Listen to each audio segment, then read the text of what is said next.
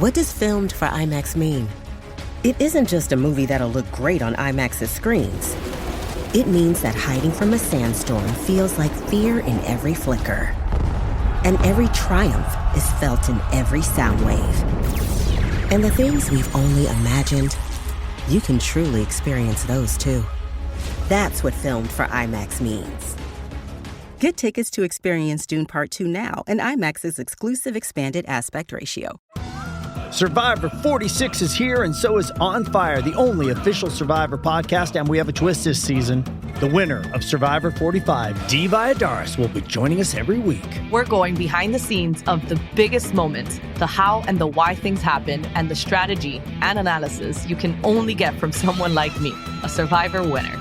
Listen to On Fire, the official Survivor podcast, wherever you get your podcast. This episode is brought to you by Paramount Plus. Get in, loser! Mean Girls is now streaming on Paramount Plus. Join Katie Heron as she meets the plastics in Tina Fey's new twist on the modern classic. Get ready for more of the rumors, backstabbing, and jokes you loved from the original movie with some fetch surprises. Rated PG-13. Wear pink and head to ParamountPlus.com to try it free.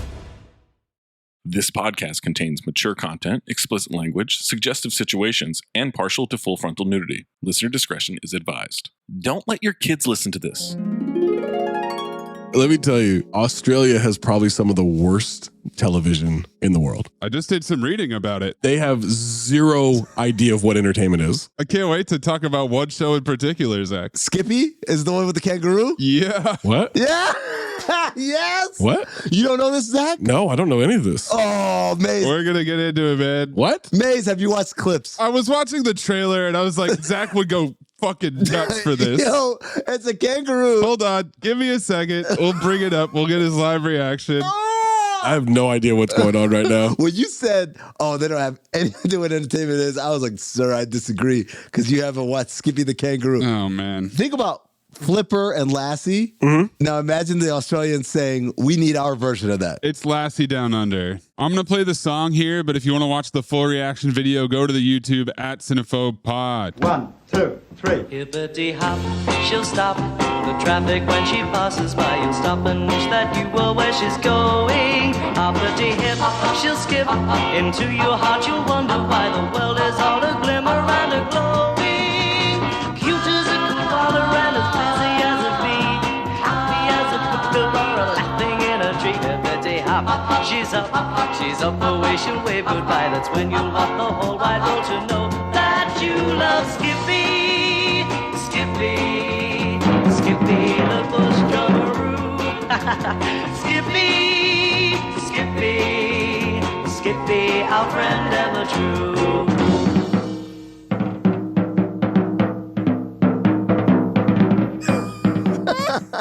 What the fuck is happening? This is Tammy and the T-Rex. So what we just saw was a montage. We show the kangaroo's face, and then they would show separately the kangaroo's paws doing something like playing the drums, Picking up jewels, untying someone who's tied up, and my favorite, playing the piano while reading sheet music. Yeah. Well, I mean, it's not just doing it by ear. Oh, Come my on. God. All right. Australia has some idea about entertainment and TV. We swung him just like that. We swung him back. I can't believe you've never seen Skippy, Zach. You can't believe I've never seen Skippy? Because you've actually been to Australia. You'd heard of it before this? Yes, I had. Yeah. You think that they're just playing that on television at all times? That looked like it was from 1976. It's Australia, man. I don't know what to tell you. It's a cosmic mix of the action of the 90s combined with the exploitation films of the 70s. But with modern touches, it's hyper-violence, but it knows that it is. It's a little bit Tarantino. It's definitely a little bit Michael Mann. It's kind of a cosmic gumbo. It almost moves to the beat of jazz.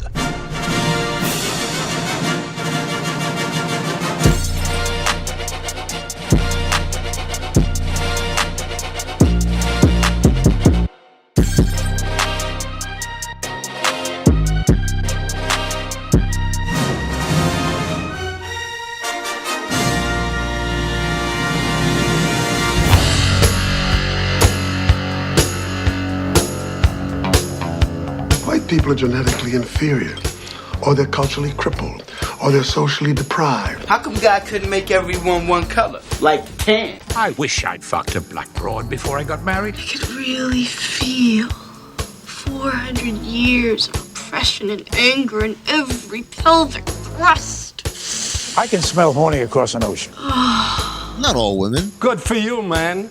Good for you. Good for you. Just the hot ones. Hello, Oprah. You're not allowed to go down on me for 1 month.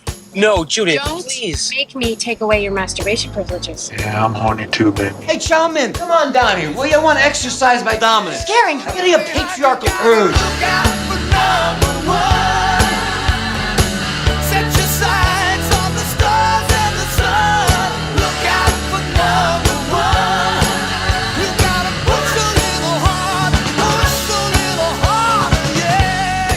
Don't mind me. Just keep doing what you're doing. We're a team. We work together. I don't know if you were paying attention. I wasn't. Please, goddammit! Just one more drink! I'll cut off your tits with a knife, you bitch! 5 whiskeys? That's breakfast on the river. Yo, you have to clip it, Maze. Clip what? A fucking tiger? What are you talking about? It's not that hard. Just chop, boom, out. Wow, Maze has a really hard job. This is going to be the worst episode we've ever done. My people don't give a ding-dong diddly about what flag fly over Hawaii. You bore me, Fury. Where is the microfilm? It's nothing but a bag of meat and flesh and tendon. Why didn't they just name him Spaghetti Lasagna? Fuck, this movie is 2 hours long? Not the whole thing. This is like the John Gruden emails of movies. Do you like ducks? Or a trench coat full of bees flying around? Like, that would scare me. Imagine bees are cool. That's a duck, man! No, I get it. Coolio. You're the devil's baby, mama. I didn't lie, Annie. I just didn't tell you certain things. Don't play no reindeer games with me. An American ninja? What are you talking about? There is no such thing.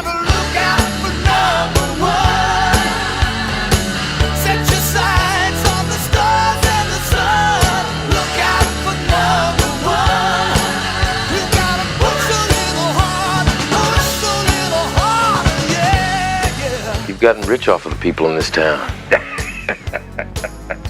You bet your ass I have. And I'm going to get richer. Coughlin's Law. Go into incredibly descriptive details of the story so we all know. Oh, man. I wish I had better notes. Have you ever heard such a pile of shite? Once I get a DVD player, I'm going to watch Gallo Walkers once a day. Come here and give me a squudge. You know what to do from here, Internet. All right, cool. Let me Google how to open QuickTime. Justice is blind. He's got space dementia. But it can be heard. Time to find out exactly what this ooze can do. Pull a fucking rabbit out of your dick and phobe. I'm Temecula's newest hard-on, dog. Hey, look at here. Why don't we eat us a few thousand beers? You can tell me what's buzzing in the big bad city. Coming at you! You gotta look out for number one. Set your sights on the stars and the sun. Look out for number one. You gotta push a little harder, yeah. Enough! It's not funny anymore. Fuck you, fuck you, fuck you. You're cool. And fuck you, I'm out.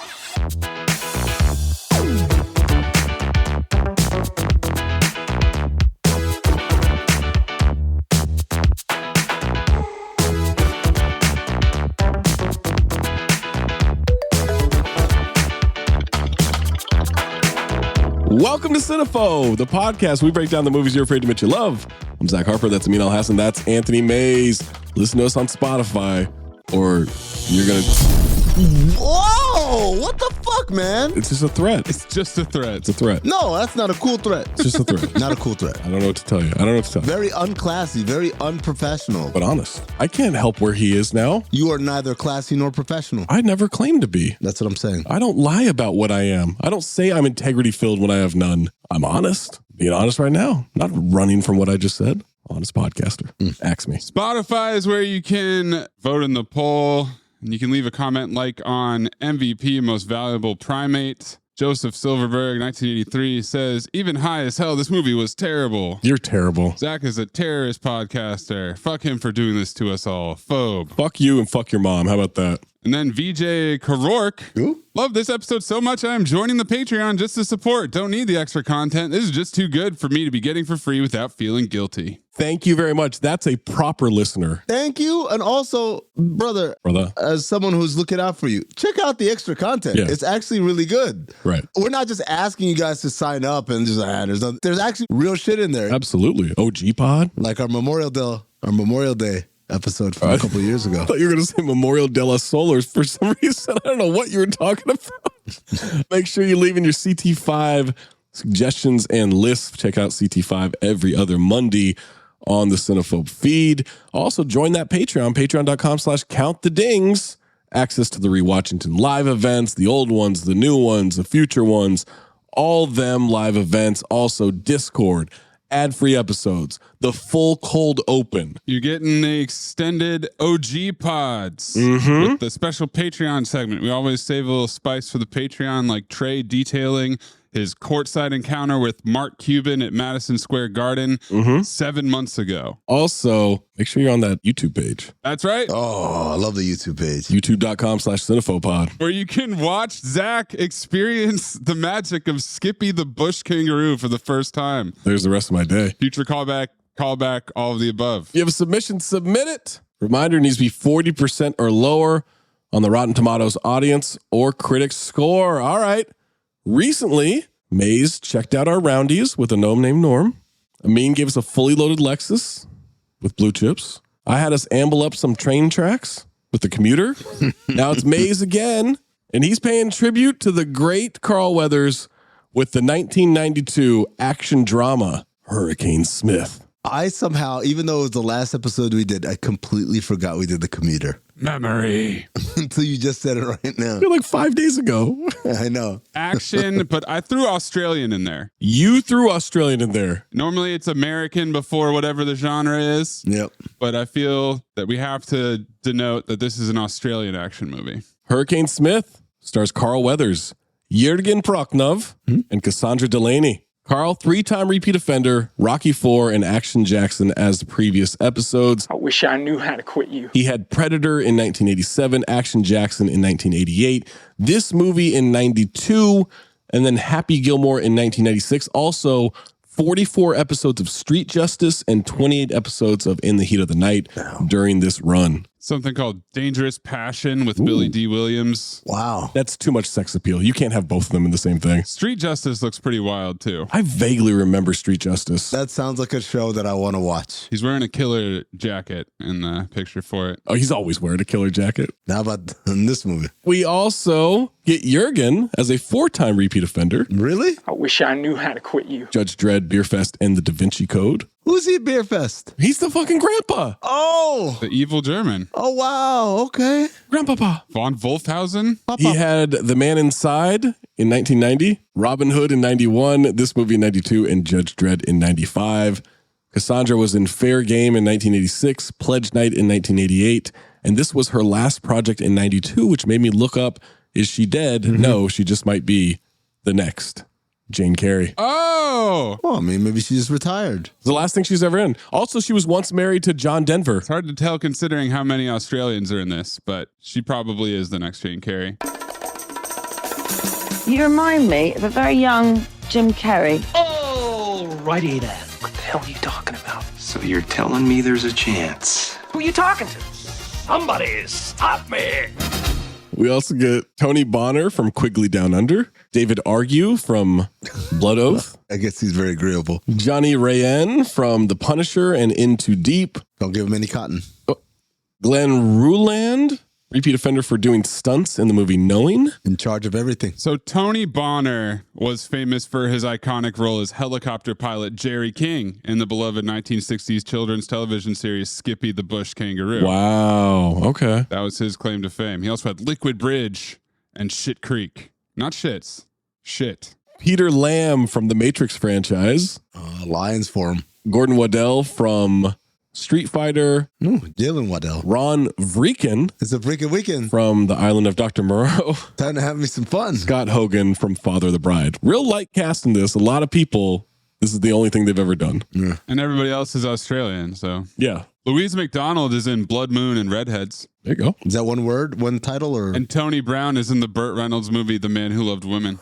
David Argue is also in a movie called The Shrimp on the Barbie. Oh, man. Important. Oh. Hurricane Smith was directed by Colin Buds. David Argue's like, no, it's not. Colin directed 14 episodes of Time Tracks, 15 episodes of Ocean Girl, and a bunch of TV movies. He did the Flipper TV show, which starred Jessica Alba when she was a child actress, I suppose. Oh, I didn't know that. The Lost World TV show. I couldn't tell if this was American or Australian. It's got to be Australian. I don't think they let him do anything American. Max Knight, Ultra Spy, and H2O Just Add Water, a movie about mermaids. 2 writing credits on this one. Kevin James Dobson got idea credit. Yeah, he did. Dude, I swear to God, I saw that based on an idea, but I was like, what? Yeah. What kind of credit is this? That's Australian IMDb for you. Yes. They don't do story credit down there. It's his only writing credit. But is he had this idea. Budsack, but he did direct Squizzy Taylor. What? Yeah. Squizzy Taylor. He was a famous Australian gangster. You didn't know about Squizzy Taylor? I didn't know. I'm not up on Skippy or Squizzy. For someone who has a family member in Australia, you really are letting us down. I thought that you were going to be like Maze when we talk about cameras. You're going to be like on top of everything here. No, you want to spot some fucking Oakleys in this movie, then I'm all over it. But they didn't grow up in Australia in the 60s. They grow up now. Also, the other writing credit, idea and screenplay credit, Peter A. Kinlock, 13 episodes of Matlock Police, not Matlock, but Matlock Police, and 24 episodes of Cop Shop. Also, A Country Practice and Heartbreak High. Oh, Squizzy Taylor's a badass. Look at this dude. Melbourne's original gangster of the 1920s. Look at that hat. CT5 hats. This has Petty Thief Chris Dubois written all over it. I can't stop looking at this. Squizzy. Squizzy. There. Bring him out. Hurricane Smith, synopsis. An oil field worker from Texas journeys to Australia to look for his missing sister, and his search winds up getting him involved with a violent drug smuggling gang. Didn't know that there were gangs in Australia. Me neither. I know that sounds silly, but it's just like, I just can't imagine it. We get a little radio exposition, and I was like, gangs? Gangs, yeah. Drugs? I don't think they have drugs in Australia. Drugs? Yeah. In the Ronald McDonald? Oh, they definitely have drugs. I don't know. They definitely have drugs. Well, they have cocaine. I have them being sold by friendly people like, g'day, mate. What's the coke? Tagline, he'll blow you away. Some booga sugar? That was Australian accent, or what was that? Tried. Was that my Swedish accent? Yeah. $5 million estimated budget on this one. Oh, yeah? Nothing for box office numbers. I couldn't find anything. Oh, it was 90,000. No. 90,000? 89,467. Damn. Was this a TV movie? It's a confusing release thing. It was shot in 1990. Says that it came out in 1992. Probably did not make it out of Australia for a while, other than relatively rare VHS releases, but eventually it made it onto digital, and it was on Tubi for a while before now it's a rental. Oh, damn, it was on Tubi? Almost. Well, before we jump to this movie and listen to the rest of this podcast, Hurricane Smith, as Mays mentioned, is a rental.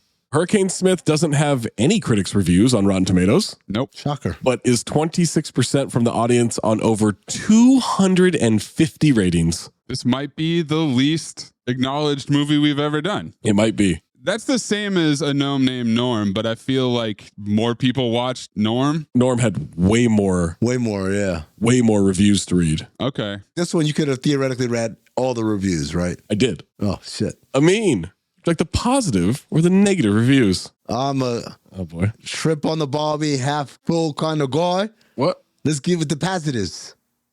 The positives. The positives. Positive reviews. I'm not the coward. Hey, John, that's weird. That glass looks half full to me.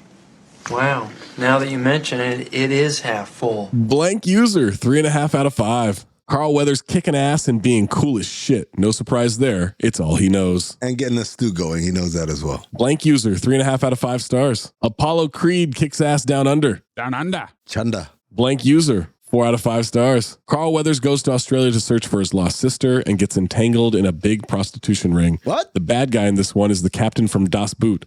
Carl Weathers always rules, and this is no exception. Entangled. I was told that it was drug dealers. Now it's a prostitution ring? We'll have to wait to see how the movie plays out. Yeah. Second of all, Das Boot, isn't that the one from the end of Beer Fest where It is, yes. That's the joke. And then Blank Super Reviewer, 3.5 out of 5 stars. Cool Carl Weathers action film since Action Jackson, where it located in Australia. The final shootout has an okay boat chase, but is really more notable for expending the most number of bullets. Negative reviews. Yep. What was that? Stop being a pessimist. This tank is not half full. It's half empty. User Alex S, 1 out of 5. For the most legendary fella who sadly passed away today. Damn. The man lived a full life without an ass. May his memory be a blessing. Wait, how they know? User Sean C, half star out of 5. Sean C. Billups. For the fellas, what a terrible day. User Ivan J, 1.5 out of 5 stars. I've been jobbing on the railroad. I bet you have. Oh, the live long day. And I mean long. Weathers, ass off as usual, but the movie itself is nowhere near Action Jackson that it tried to cash in on. User Mark O, half star out of 5. Polo. Half star for the 5-star podcast. Aw. Blank user, 2 out of 5. Thanks, Marco. Poorly constructed action movie with surprisingly lame fight scenes. The acting never rises above average. The story fails to convince and is all too predictable. There's some decent cinematography. The score is strictly routine for the genre. It's certainly nothing special. A more apt title might be Tropical Storm Smith. Good one. Get the fuck out of here. Twisters Smith. Oh. And then Blank user, 1 out of 5. The absolute worst movie ever made. I doubt it. By the way, Madam Web reviews are out. Oh. Yep. Fired up. Oh, I know you're not going to like that. Fire it up. They said it is the Cats of superhero movies. Whoa. That's what Rolling Stone called it. Yeah. Wow. Which Wow. I can't believe, but is that enough to wet your beak? I mean, are you interested in that? Oh, he's wet. Yeah. Sydney Sweeney's popos is enough to wet my beak. She's like 20, right? How old is she? Is she? Isn't she? Oh, she's not no 20, dude. Dude? Why did you start talking about like Paul Walker? Dude. Sydney Sweeney's 26. Much better. She was alive for 9/11. Oh, that's the rule? That's the standard now. Okay. Were you alive for 9/11? Yes? All right. We'll get Amin's first note, May's first note, and my first note after these messages or words from the authorities. What? Unless you subscribe to the Patreon, patreon.com/countthedings, in which, just get it ad free. If you're alive for 9/11, you can buy a drink legally. You don't have to double down on it. I'm just saying, like, you go into bars and like start carding people beyond what the bar's already carded. What? No, you're like, okay, you're here. You should be here. We're good. What logic is that? You're not carding people at bars. I'm not. That's what I'm saying. I thought he had enough with the note before. You said he would give his first note, but then he went and doubled down. Double down. One down for each tower. Oh, this is all for the fellas. What do you mean it's all for the fellas? Right here, this part right here, this post. Why? I don't know, but I give the people some extra content. I feel like it's getting in. Get a little extra. Especially when Mays, here's the joke I just slipped by you. Oh. You want to know it? Yeah. I said he doubled down. One down for each tower. Steamboat Willie, no! Supercharge that. All right, everyone, chill. There's not one fucking hurricane in this movie. Disagree. What the fuck are you talking about? Disagree. Hurricane Smith? On a whooping ass left and right. Oh, was he? Was he a hurricane? This is a money plane situation in which you got an action star and gave him almost no action. There was one thing action-wise that I wish happened. A fight? That they teased and then didn't pay off. A fight, drama, suspense, a payoff, a story. You're really going to do this. You're going to do this right now. What do you want from me? I want you to have respect for the great Carl Weathers. I think that they disrespected him with this. They should have just had him watch Skippy for an hour and a half. Well, that's a future Cinephobe episode, so I wouldn't be giving away our content ideas. He fought. Not really, though. It was obviously not as much as we wanted. He did fight. When they're in the house and they're clearing the corners with the guns, which I have notes on. He fought there. He barely fights. He fought racism and xenophobia. Holy shit, man. Yeah, and it's still very alive in Australia, so it didn't work. Yeah, I'm about to say. Well, it's because he left. Zach, septics, is that a term? Whoa. Supercharged that. Bingo. There's one point in my notes where I wonder aloud, should I be writing this word down? I thought you were going to say, should I be calling Amin a septic? Whoa! Well, no, we straightened that out. I mean, it's not a race-based. Well, it was never clarified. Like, he kept asking. Are you sure about that? Yeah. You sure about that? And they never once said like, nah, man, we like black people. That's always a red flag, right? Would you say you're racist and their answer is, I hate everybody? Yeah, that didn't. That doesn't sound like a denial. That's not great. A lot of hard R's in this one. This is 1980s Australia. They're putting their hard R. It's amazing. They don't pronounce their R's in any other word. That's what I was just going to say. It's the only time they're like, hey, we figured it out. Oh, in this one? They're soft on R's in every other word. They're like fucking Eartha Kitt when it came to the N-word. Thank God for closed captioning, though. I couldn't understand a fucking word in this movie. I watched the first 10 minutes without. How? Because I was watching it on my computer and it was very difficult. But I couldn't go back and then do it again. No, you just got to guess. There was multiple times where I said, is that the accent? Is that the ADR?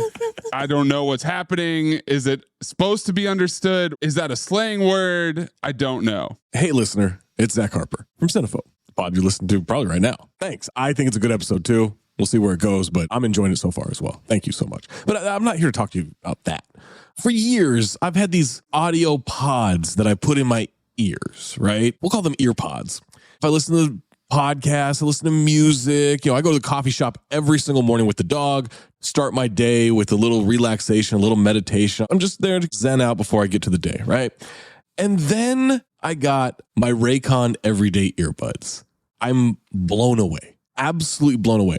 I feel like I haven't listened to anything before. Let's just put it into the context of music, right? You listen on these pods for years and everything, and it's fine. And then you listen on the Raycon everyday earbuds.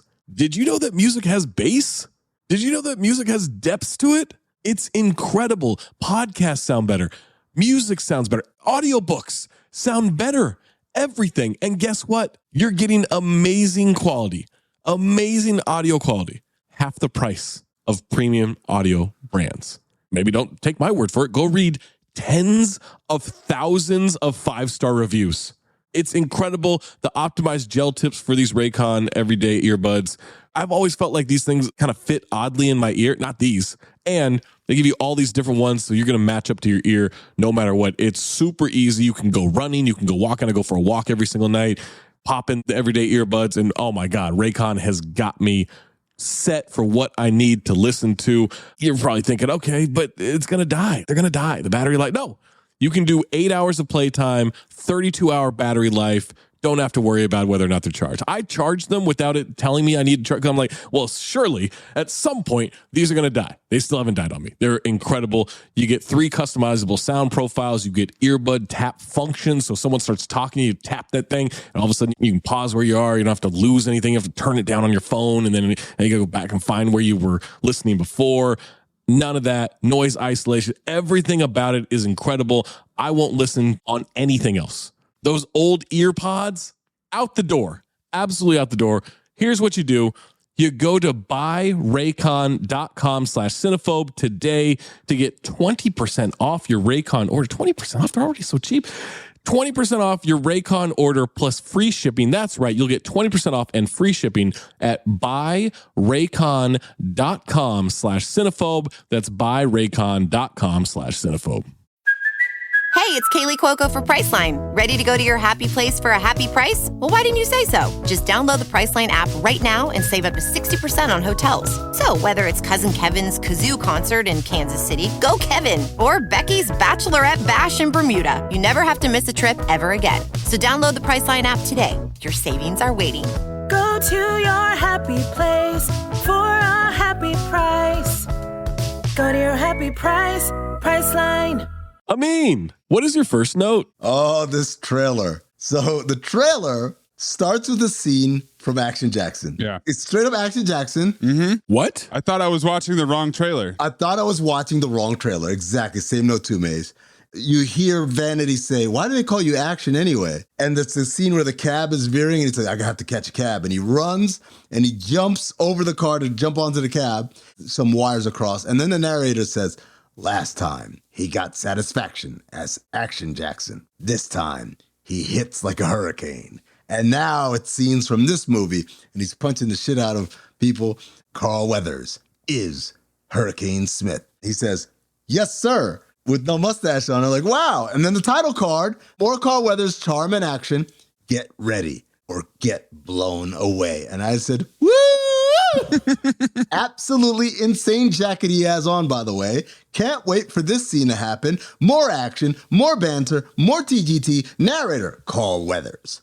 Hurricane Smith. He's bringing his kind of thunder down under. And then Carl Weathers says, this is going to be fun. And then, oh my God, the boat explosion happens. Mm-hmm. Here we go. The next great Cinephobe movie. Maze, your first note? I would like to issue a preemptive formal apology to Paul Bull and all of our Australian listeners for the accent crimes that are about to be committed in this episode. Oh boy. It's a disclaimer. That's on them for having the accent. It's going to be on me in a little bit. That's all I got to say. On me. Let me say this, and I can say this because my nieces and nephew are Australian. Zach with the bona fides every single time. It's the dumbest sounding accent there is. Oh, Zach. It is. Zach. It is. Zach. Name a dumber one. Septic? Yep. Whatever Pistachio Disguise's accent was. Was it just a bad Italian accent? That's not a real thing, though. This is how they talk. Who's to say it's not a real thing? Because you've never heard it anywhere else than Pistachio Disguise. I don't know what I'm doing there. Yeah, I don't know why. You ever get caught in the air? Oh, shit. I mean, doesn't this seem like a Scotsman trying to punch down on the only other person below him in the room? Oh, are they below him? Is an Australian accent below a Scottish? He's trying to distinguish. Aren't you fucking French? What? Who's French? Isn't Maze French? No, I just went to French school. Oh, even worse. You tried to be French. Bitch. Just surrender already. Le pussy. Is that how you say it? No, I'm not going to surrender on this argument. My first note, it's really disorienting to see Carl without a mustache, but I trust him and his choices. It is tough. It distracted me a lot, especially during the kissing scenes. Oh my God. He looks so sad. Mm-hmm. The no mustache made him look eternally sad. Because you see frown lines that would normally be covered up. Maybe it's his sister being sold into sexual slavery. I don't know, but I think it's a mustache. Talk about a reveal of what your family's really like. We're in Marshall, Texas. There's no way this is Texas. Would love a date, but this is fine for now. Zach approves, I said. I half approved.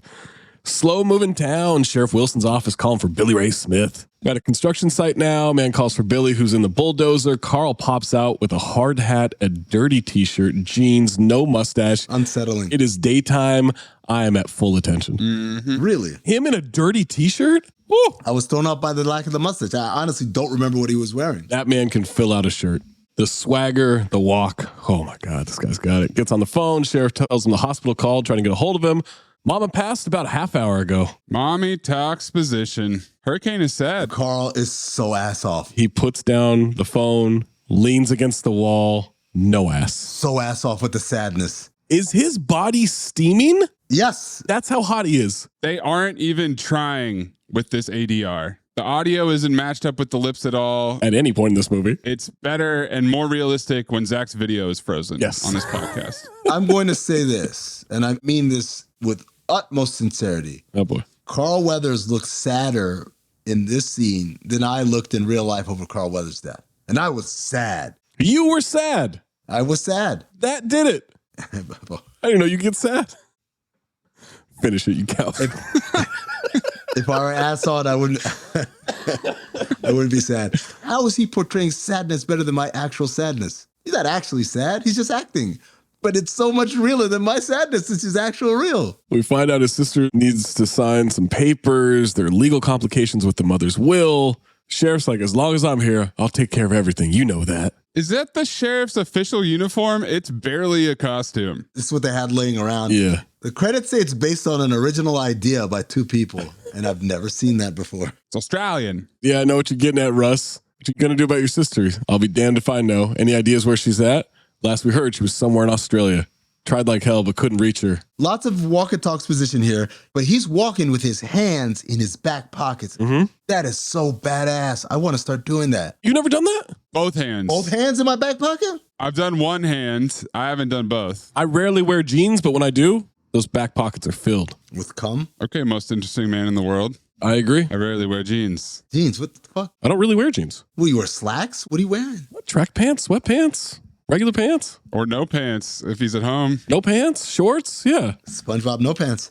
The sheriff is reading his lines off cue cards that are on Carl Weathers' chest, by the way. Yes. It's written in his chest hair. Tension between these two? Maybe. There's something. You stay out of trouble then, you hear?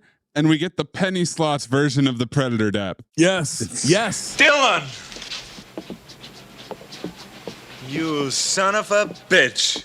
But that perfect little mini dap is great. They pulled it off. That's why I thought there was tension, because they were so good at that. And then he puts that hand right back in his back pocket. Mm-hmm. Both hands tucked in the back pockets. Pensive guitar. Cut to some porn music. Abruptly transition to sexy sax. 80s ass music with the Toots Thielman saxophone. Lots of disembodied Aussie voices, which I love. Great movie for Amin with disembodied voices. Australia's Surfer's Paradise, the Gold Coast. Zach, have you been here? I have not. I've not been up to Brisbane. So we're on a boat in the middle of the ocean. Yes. Called Live Forever. Helicopter slowly getting closer. The music is ripping. They're hunting for sharks. Shark Month is back. It's sharking time. Looks just as real as Jaws for the Revenge. I said repeat offender Jaws wearing his Hawaiian shirt from when he went down to the Bahamas in the little suitcase. I said be very careful about hunting these things, about fishing for them. They're very stubborn and they have motivated family members. They sure do. They'll come get you. They're trying to catch them with regular fishing rods, which I don't think you can do. That's not going to work. Well, no, it was a very large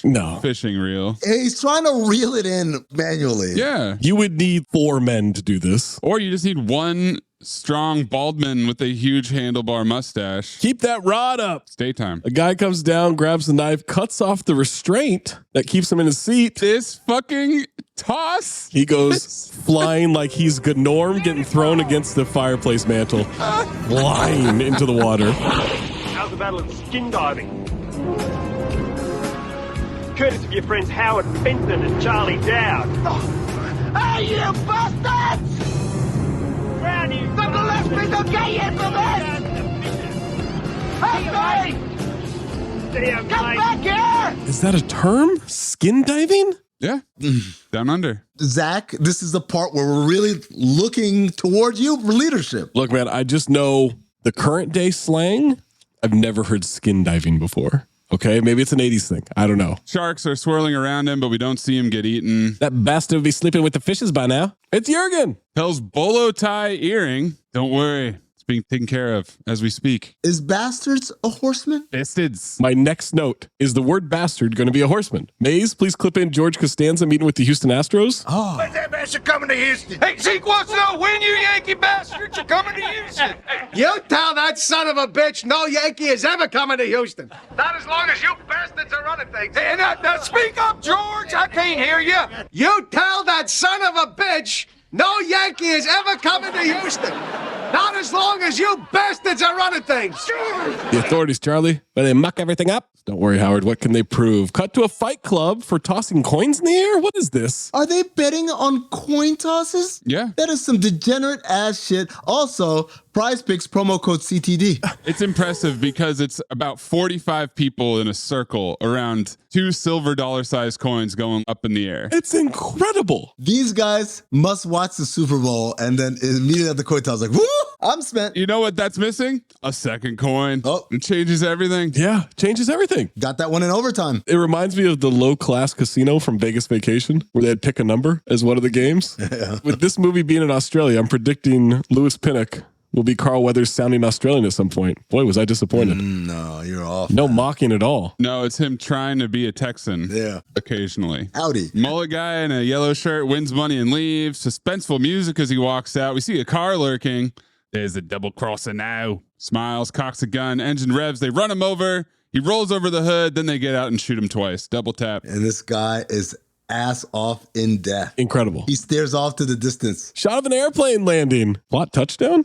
Carl has landed in Brisbane, the gateway to Queensland. Magnificent Gold Coast. Love some PA's position at the airport. Tell me where we are. Tell me what you're known for. All that stuff. Also, 20 CB suitcase with no rollers, the one that you can just carry, which ironically, that's the suitcase that I had Jaws having in the Hawaiian shirt when he went down to the Bahamas. Is Hurricane the only black man in Australia? Is this going to cause setbacks? Early 90s Australia, and a big black guy is there. This has to be some severe casual racism about to hit. Little did I know. Casual? This professional. Their casual racism is astounding, even in modern times. They don't realize that they're being racist in the way they talk. So it's still the 20th century bitch in Australia is what you're telling me? Back then, it's like they didn't know any better. This is the way everyone talks. That's the way it is. A couple of zero roundies show up and, Zach, is this how it is at the airport in Australia? Yep. Two blondes always kiss you on the cheek when you get there. They give you a koala stuffed animal. Yep, they sure do. And they have zero roundies.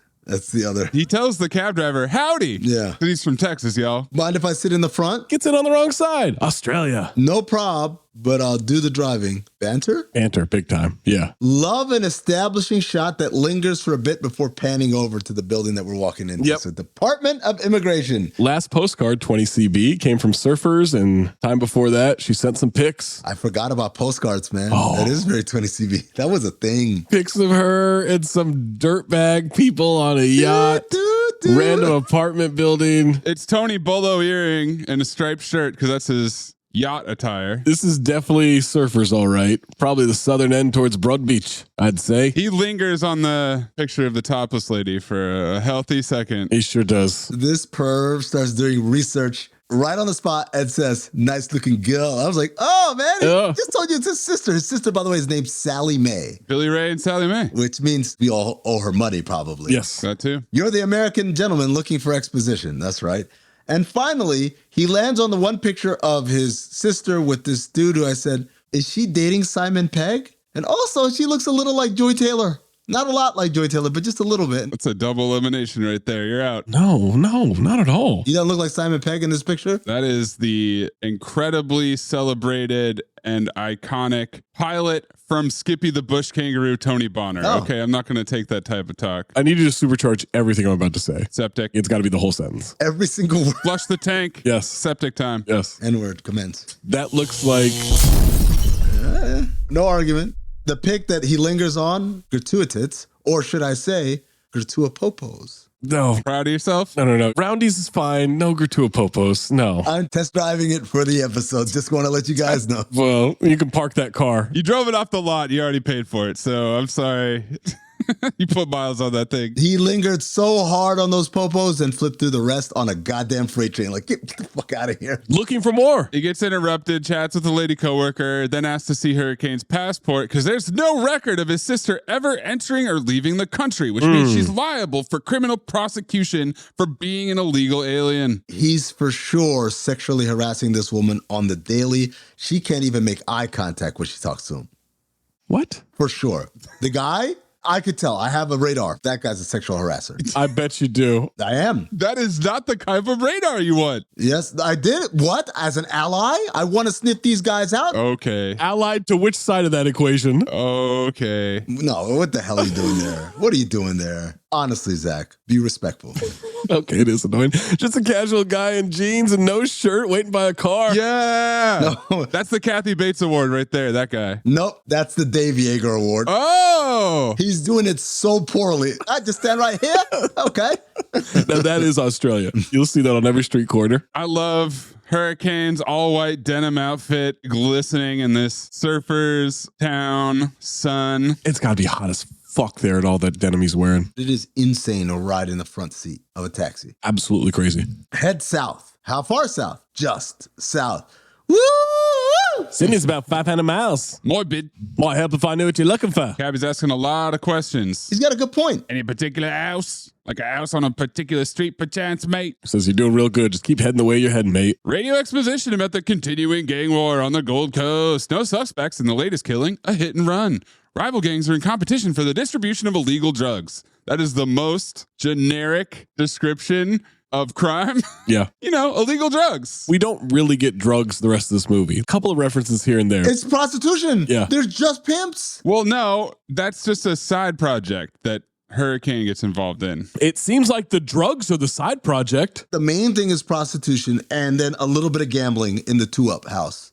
Two-up Tungalai Vailoa. Tup Tunga Vailoa. Well, we never see the Gillespies. to be fair. Taxi driver says we head south, stay close to the water, look for a house. What is this, candid camera? 20 CB and reference. Anything can happen day. What? I think that's an Australian thing. It just did. This is it. That's terrible writing. It's awful. He found the house just randomly driving south? It's the only big house. It's surface. I wondered at this point, is look at this photograph going to be a horseman? Because that's all this is. Look at this photograph. Every time I do, it makes me laugh. He gets out, says, keep the change. Hey, thanks for nothing, septic. And I said, racist? What does that mean?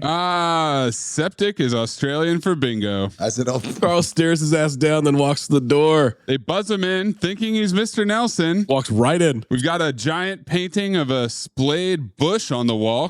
Does the female form make you uncomfortable, Mr. Lebowski? Is that what this is a picture of? In a sense, yes. My art has been commended as being strongly vaginal, which bothers some men. The word itself makes some men uncomfortable.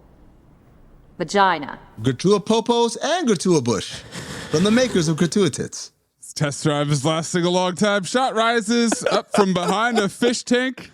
Anybody home? Finding Nemo. An off-camera woman tells him to make a drink. He's early. Oh. Comes downstairs in some of the 20th centuryest, bitchiest lingerie in our lingerie inventory. He stares right at her tits. He turns around, stunned, almost like a robot, came in the room to give Polly a beer. Look at this 20th century bitch skank come down the stairs, and you wanted to compare yourself to prime Sharon Stone. Get the fuck out of here.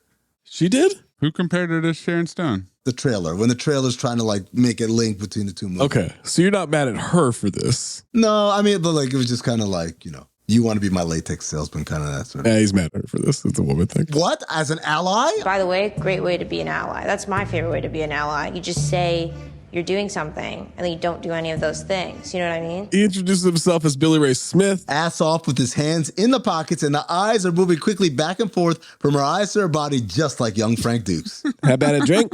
No, thank you. I'm here because I'm looking for somebody. Got a picture of her. Look at this photograph. Look at this photograph. Every time I do, it makes me laugh. We're about to run this shit into the ground. It's in his wallet. She immediately recognizes Sally Mae Smith, Billy Ray and Sally Mae, America. And then we've got this bogan bingo bursting in. Oh my God. Cutting her off. This guy might be my favorite. He's the fucking hurricane. What's going on here? Who are you, mate? I'm Billy Smith, looking for my sister. Yeah? And I'm the Donna. Jesus, Julie, what are you doing? Letting anybody in here now? He might be a narc or anything. Are you a narc, mate? No, I ain't a narc, and I don't give a rat's ass what y'all doing in this place. I'm just looking for some answers. What's happening with his shoulders? He is dressed somehow more 20 CB than Carl is. In his all-white denim suit, right? He shops at Dan Flash's. He shops at Grand Theft Auto Vice City. That's where he shops. Oh, he's 80s, man. This is super 80s. Does he have shoulder pads in this shirt? I love the hair. The hair's a nice touch. He asks, are you a knock? A knock? Thank God for closed captioning, because I would have assumed he just called him something racist. Shanks, a.k.a. the Bogan Bingo, draws a gun. Here's your answer. Out. Shanks, give him a chance. Shut up, Julie. We've got clients. You better put that thing away, man. But he's Sally's brother. Shut up, Julie. I'll handle it. I love how, as he walks him out, Nelson's outside. The real Nelson. Oh, Nelson's ready to bang. Nelson's got shit to do and needs ass from Julie. But Julie wants Hurricane to come back with a dick appointment next time. Oh. Yeah, don't you worry. I'll be back. Tells Nelson Julie's ironing her school dress. What? See, it's like this, Chuckles. We don't know your sister. Never seen her. We don't want to see you again. So why don't you just nick, Kurt, and Dale off? Same note too. Same note too, yep. Carl is so ass off waiting for this dude to get through his lines. He grabs his arm, points the gun at his dick. Cousin, you got poor communication skills. Tough guy talk. Yeah, TGT. Go inside and tell that lady I'll be back just like I said, okay? Once Carl is safely out of range, he shouts, and stay out! 20 CB is someone beats my ass and then they leave and then you yell at them. It's the very close cousin of... You should see the other guy. Very much so, Zach. Also, when he's walking away, he gives a little wave without looking. Ho in the background washing the car? The woman washing the car in her bathing suit? Yes. looking right at him. Yep. The only black man in Australia. Now this guy's walking Nelson out. Yeah, look, don't worry about it, mate. It happens to us all. Family troubles, a bit of stress at home. If you drop back later on this evening, I've got a great girl. She does it without a condom. It's filthy. You'll love it. But I'm flying back to Sydney tonight. Give our Sydney office a call, mate. Free time, double time, champagne the works, bubble baths, condoms. Ciao, matey, bye. Bye, Mr. Mayor. Bye. Are you talking about erectile dysfunction? Yes. Does it without a condom. That is how they say it. Take Tony to a pharmacy. Get him some prophylactics. It's filthy. You'll love it. Golden dumpster. It's filthy. You'll love it is a great selling point. The look on Nelson's face. Oh, he looks like Charlie. Really? But then we learned that Julie is the one that couldn't go through with it. So maybe it wasn't erectile dysfunction. Yeah. You better get your act together fast, baby, because if Mr. Dowd, a.k.a. Jurgen, finds out you're knocking back clients, we'll both wish we'd never been born. Go ahead and give Shanks the Teddy Rex Shut the Fuck Up award. And he's also aiming for ass on. What? Not Shanks. No, not Shanks. David Argue has never heard of punctuation. What happened? Was it that black guy? Blick? Julie? Was it that black bastard? Wasn't it?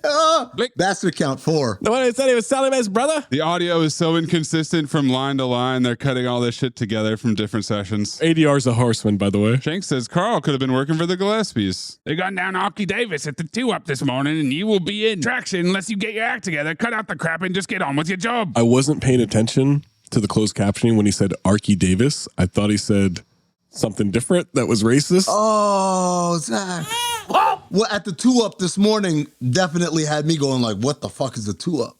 Like a G-dog on a fly tip. That whole sentence. I figured it wasn't the shark fishing. Right. So I put it together. Julie says he'd tell her if something happened to Sally Mae. Been through a lot together. Was her best friend. Best friend's position. His name is Shanks? Yeah. He doesn't have a knife. That's the name that he likes. Well, yeah, we learned that. We'll get to that later, yeah. He insisted Sally's fine, went back to the States. Then why would her brother be here looking for her? Why would your dad? Yeah. Tactical redundancy, and he keeps saying you don't know if it was her brother. Jesus, Julie, you don't know he was her brother. He could have been an ex-lover. He could have been her father. Anybody, I don't know. Jesus. He answers a red heel house phone. Yeah. That's some 20 CBS shit right there. It's Charlie Dowd. He says Julie's sick and he sent her home. She thanks him for lying. The things we do for love. She looked like death as a CT5 truth teller. Shanks. She's haggard. All right, Carl watches Shanks and Julie. No, he's not watching. Carl's cucko-leering. They drive off. Holy shit, the smog coming out of this muffler. 80s, baby. God damn, man. Same note, too. I said, no chance this car passes emissions. Got to the beach at night. Carl's climbing up a trellis. Trellis sees him back. Yeah. Goes through a window. It's the shack from Loaded Weapon, the one that Bruce Willis lived in. I thought it was like the house in the fan. Oh, yeah. All right, so thinking back on this, she couldn't fuck the client because she started wondering what happened to her friend. Mm-hmm. That's a good friend. She is a good friend. Terrible hooker, but a good friend. He's sneaking around a pink boudoir. He opens a drawer, dildo, panties, Wolfgang puck. It's a fuck house. It is a fuck house. Fuck house is a horseman. That's the weirdest looking dildo I've ever seen in my life. Super weird. I mean, look, it's long. It's long, but it looks like a finger. Yeah, it's pointy. Yes. Super pointy. That can't feel good. Carl's been in this fit the entire day, still immaculately white. Mm-hmm. Finds a bunch of letters. Here's a car approaching. So many people are in this house now. Yes, it's an orgy about to happen. Did they come on a bus? Party bus, yeah. How'd this happen? No, because we learned the Australian buses are just VW vans. Yeah, oh, that's right. It's the SeaWorld tour after party where everybody's about to fuck. Let's slow down. Too soon. Carl's creeping down the stairs to take a look. They put in the CD. There's music playing. 20 CB opulence, that stereo. Yo, you were rich as fuck if you had that. At least $2,000, maybe $2,500. Easy. That looks like the AV tower my dad bought after he won Jeopardy. Oh, wow. Top of the line for 1992. There you go. Jurgen pulls Shanks aside. You do what I say, when I say. Got that sunshine? Yeah, got it. Doesn't want Julie leaving early without checking in with him first. Yeah, okay. He does the fake walk away, turns around and backhands the shit out of him. Shanks. Oh my God. Well, you want to get stupid? I was so happy. That's just to make sure you get the message. No hard feelings. Golden dumpster. Nah, no hard feelings. Slaps him again. Drops his ass. Slaps him the second time. I was dying. Pimp shit. This one host shows up and says, Charlie, it's supposed to be a patty. He shoves her down on the couch. Shut up. You stay out of it, bitch. Put pushes the fuck out of her. What a fucking run for Jurgen. Jurgen's misogyny in this movie, side-splitting.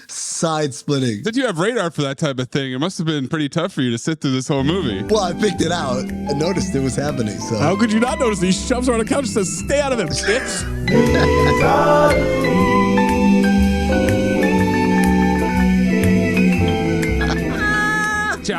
Charlie's on a warpath. He grabs this other girl and he starts telling her he's going to show her what's what. He grabs Julie. Oh, that's Julie. That's right. By the elbow, gonna teach her a lesson about keeping regular hours. The trouble is, my love, that you're just bone lazy. Carl scurries away. I like that as a double entendre, though. Bone lazy? Oh, yeah. Because she doesn't want to fuck. Bone lazy. That's a liability in this business. He throws her on the bed. She's pretending to be into it. I didn't know what this was. I didn't know if this was scared moaning or fake moaning. Survival. Yeah, she's working. She's at work right now. Time for good old Charlie to teach you a little bedroom etiquette. And then we get a disembodied slap. And I fucking lost it. Really? The disembodied slap? That's better, you lazy slut. Golden dumpster. Carl walks up behind him, knocks him out as he's about to take his pants off. Knocks him out by hitting him in the back. Two-hand smash in the back? In the middle of his back, and he knocked him out. Double axe handle. Your boyfriend there's got a real nasty way of showing his affection. Look, I appreciate the helping hand, but you better get the hell out of here before he wakes up. No, that's Shanks, man. You can't use Shanks' voice for her. Yeah, they're all the same. The Bogan Bingo himself. Carl wants to talk to her. She says not the time nor the place. He'll kill them both if Jurgen finds him there. She's going to count to 10 and then start screaming. She asks how she can get a hold of him. He's staying at the hotel called the Count of Monte Fisto. I said, I'm staying at the hotel called the Count of Monte Fisto. I'm staying at the hotel called the King of Sting. I'm staying at the hotel called the Master of Disaster. I'm staying at the hotel called the Prince of Punch. I'm staying at the hotel called the Apollo. The Australians really knew who they were casting. That's funny. Where can I get a hold of you? And I said, my hog is a good place to start. Oh, what? As an ally? By the way, great way to be an ally. That's my favorite way to be an ally. You just say you're doing something and then you don't do any of those things. You know what I mean? He confirms he's really Sally's brother. She says, okay. Get the hell out of here. And then she fake screams. Now he's fighting his way out, throws the dude down the stairs, drops down from the second-story balcony. Bad timing, man. He's like, he's bowling. He took the one dude and knocked the other dude out by throwing him down the stairs. It was amazing. I was like, you don't like this action, Zach? But that's it. Jumps over the balcony and tucks and rolls, and he is booking it. What an athlete. Dodging gunfire on the lawn. They are terrible shots. Spoiler alert. That will continue. Jurgen tells his henchmen, I want him. Nobody in this movie has ever fired a gun before shooting their scenes. Held a gun. Not fired a gun, held a gun. And they still haven't, because none of those were guns. We see Hurricane in his white outfit dusting it across the beach. God damn. We know Carl can run on a beach better than anybody. Yes, he can. Yeah, we've seen him jog and keep up with Stallone going as hard as he can. So cut to a club. Extra walking in with his date. Dave Yeager Award. Yep. They're talking severed arms and mob bosses at the bar. Frank the Fat Man Davis, contender for CT5 names, is believed to be missing an arm. You're out there surfing and the severed arm comes up and grabs you by the ankles. Never mind the ankle. Yeah. The G-spot would never be the same. The G-spot. What the fuck is happening here? Whores. It's whore talk. This is how prostitutes talk, sex workers talk at the bar. Off the clock, you know? Always talk about the G-spot. Some hooks, cutting it up. Julie's ready to bounce. They talk about the attack at the house, sarcastically refer to Jurgen as their noble and brave protector as he walks in.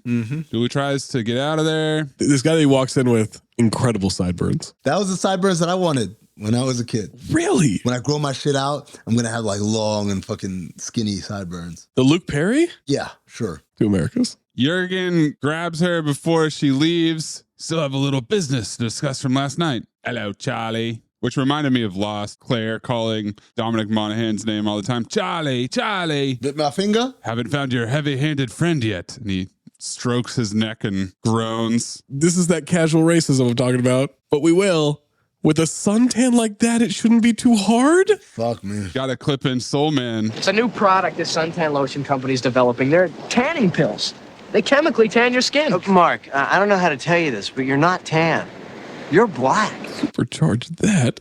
He's no friend of mine. I never saw him before. Shanks already backfilled exposition to Jurgen. He refers to long, tall Sally. Hurricane's relative, Julie's friend. He's asking Julie where the bastard's at. That's 5. Mm-hmm. Where the bastard's staying. Charlie, maybe you two have got a little something going on the side. Charlie, don't answer back. Just listen to what I'm saying to you. May's clipping Billy. Charlie sent, Charlie had this, Charlie, as far as I know, so just Charlie's title in my Are you going to phone- say anything? Now, Jurgen says I'm liable to get very cross with you. You know that, don't you? Very, very cross. And I said, we need to use that phrase more often. Cross. Oh. I'm cross with you. Dude, that's all I heard. That's the one thing over there that they do that I'm like, you know what? That's actually pretty good. Yeah. Like everything else they did is stupid, but. I used to get cross all the time, man. Tony Bolo earring tells Jurgen to back off. Do I make my point? He brings Jurgen back to his office to talk details. Who's this? Is this Charlie's boss? I thought Charlie was the boss. So I kind of look at it as this is a Joe Lacob, Peter Goober situation. Oh. They're partners in crime. So Charlie, a.k.a. Jurgen,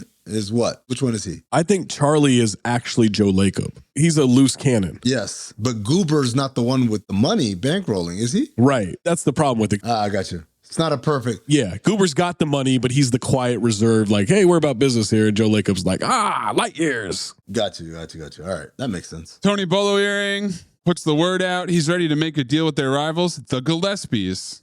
Supernatural way of saying that. Our rivals, the Gillespies, in case Jurgen forgot. Yeah. Yeah. Should make that day. Jurgen says, relax. I've got another little matter to deal with first. What's that? Someone getting a little possessive about one of the girls. Cobra formula. An American. Don't worry. It's being taken care of as we speak. Being picked up now. He's got 2 pig heads on the wall and the bear from Hercules in New York in the corner. Fenton is counting money like Chris Tucker in Friday. 25, 45. Going back over it over and over and over. Woman gets up at the office. Jurgen caresses her ass. She likes it. Lies! Deception! And that's not one of those oh yeah, she wants the dick, where he's misreading the situation. Like she legitimately smiles at him over it. She smiles back at him, yeah. That's Annabelle, I believe. Sure. It is indeed. The snow bunny. Sax said sure. Sure. Toots' sax is wailing. Wailing away. As we see Surf City streets. They already picked up Hurricane? Did we miss a scene? How did they track him down? Oh, would you guys have liked to see some action of them corralling Carl Weathers? Me too. I seriously think that they cut the scene. There had to have been a scene, right? Yeah. Carl's riding in the middle seat. Clip it, Mayes. Can you scoot over just a smidge? No, I sit in the middle. That's a seat, dude. It's a whole thing, Rex. I know, you're crowding me. I'm crowding this guy now. He's forcing us to kidnap him. I'm crowding him. Buddy. Simmer down. Guy's resting his gun on Hurricane's shoulder. That doesn't seem like an effective way to hold it. Nope. Oh shit! Did we just drive by Cocktails and Dreams? Repeat offender. Coughlin's diet. Cocktails and dreams. I see it in pink neon. Blink, blink, thinkety blink. There are hookers everywhere, by the way. Everywhere. And this place is called Surfer's Paradise, you say? Oh. They walk into a locker room where he's being held by the goons. It's so smoky. Wenny CB. Smoky room, but then I realize it's a steam room. It's not a smoky room, so. Any trouble? Quiet as a lamb. Really? Mm-hmm. He says, hey, boy. Oh, let's see what he's really made of. Time for some tough guy talk banter. This is the place where somebody gets his ass kicked? Yeah, just you and him. Mind you, I could take you. Just don't want to get my hands dirty, you understand? Didn't mind touching his sister, though. Ooh. Shh, you'll upset him. Point a tiny gun in his head. Carl, without any ass, cuts his eyes towards that goon. Whew. That look he gave him. That's Carl Weathers' laugh. Well, go on then. There's no rules. Yeah, this is going to be fun.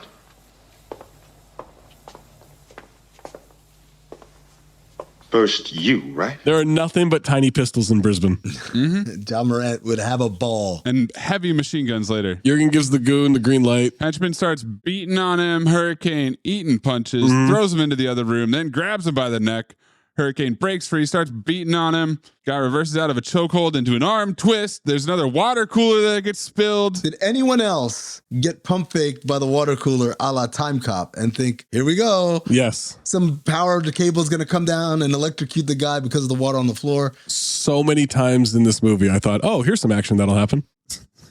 He's so upset. He's fighting the one henchman. The other henchman is just watching him like young Frank Dukes. He's waiting for his turn. Hurricane catches a punch, twisting the arm all over the place, slams him into a locker, looks at Jurgen. This fun enough for you? Oh. Tough guy talk. Carl starts knocking the guy out. Other goon motions to Jurgen, who nods, and then he pistol whips Carl. Yep. Now he's hanging up by his wrists. Similar to an Action Jackson showing off that physique, or how they had Stephen Baldwin tied up and fled. No. Exact same person. No.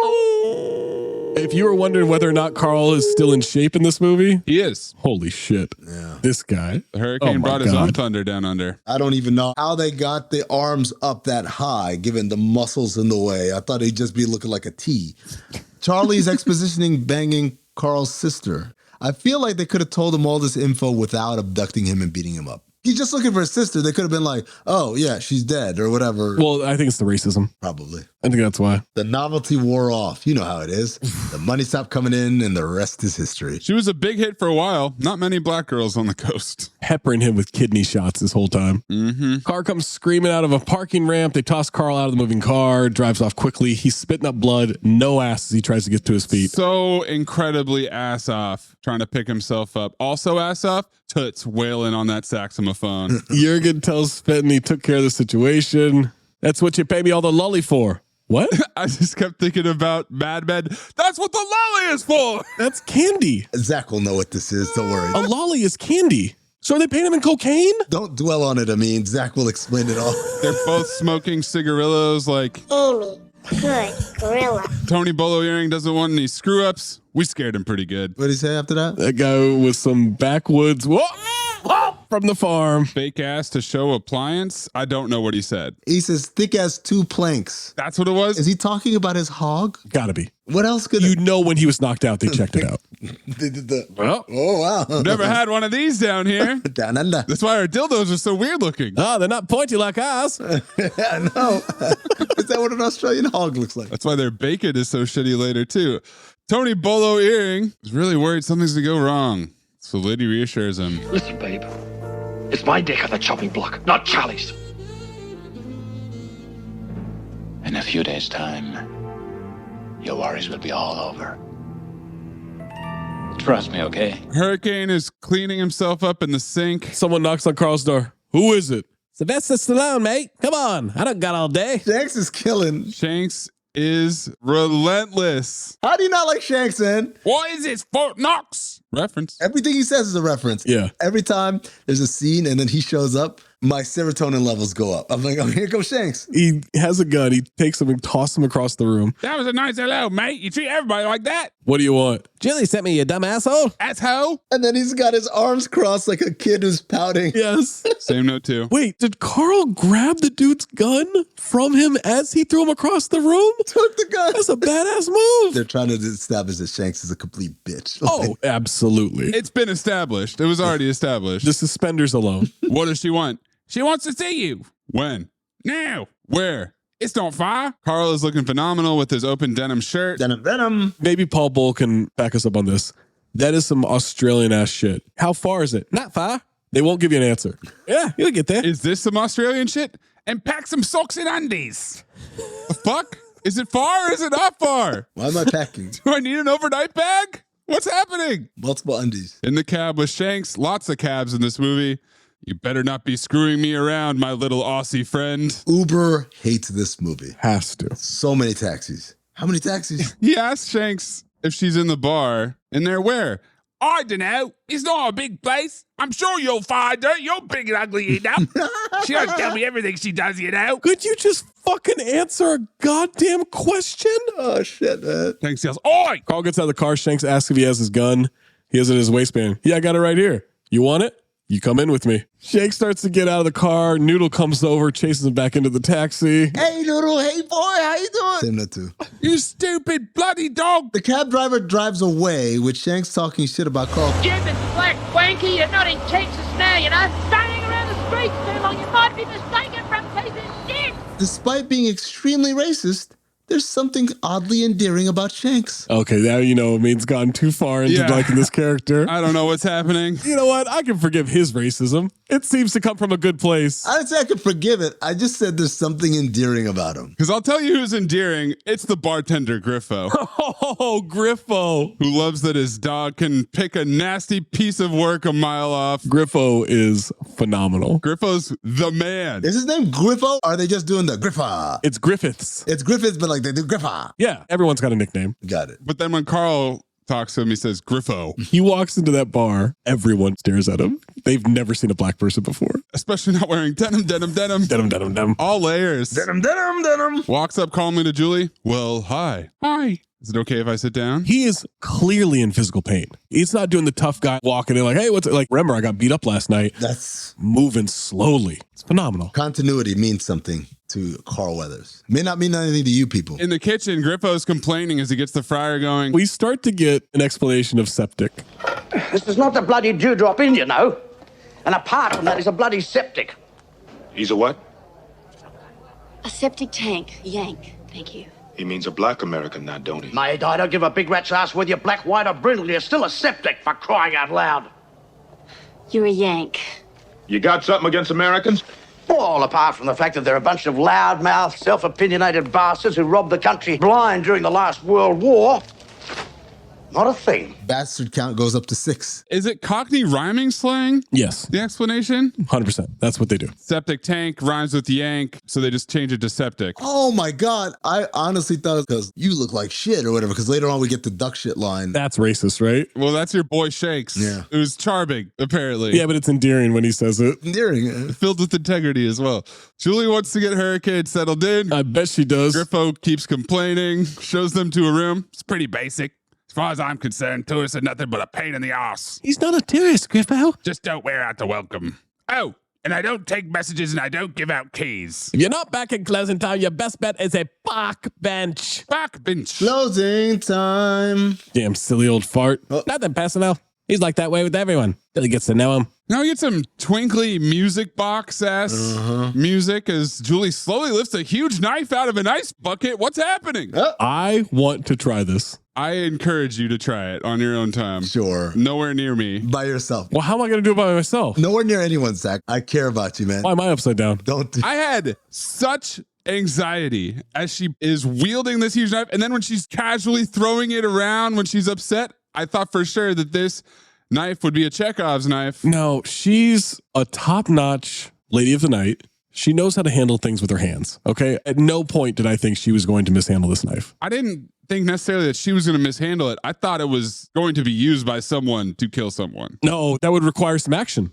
Zach, much like the water cooler on the floor, there definitely was like, oh, here we go. I felt like Peter Griffin. This is like Last Action Hero. They keep waiting for the explosions to happen. Yeah. That's exactly what all the action in this movie is. She's using the knife as an ice pack on his back. Griffo reckons it's about the best thing to take the swelling down, and he should know he was a professional pug in his younger days. A what? Amongst other things. Isn't that a dog? It is a dog. Fighter? The fighter? That's my guess. Griffo was a fighter? He's too short. Not in Australia. Blow the whistle.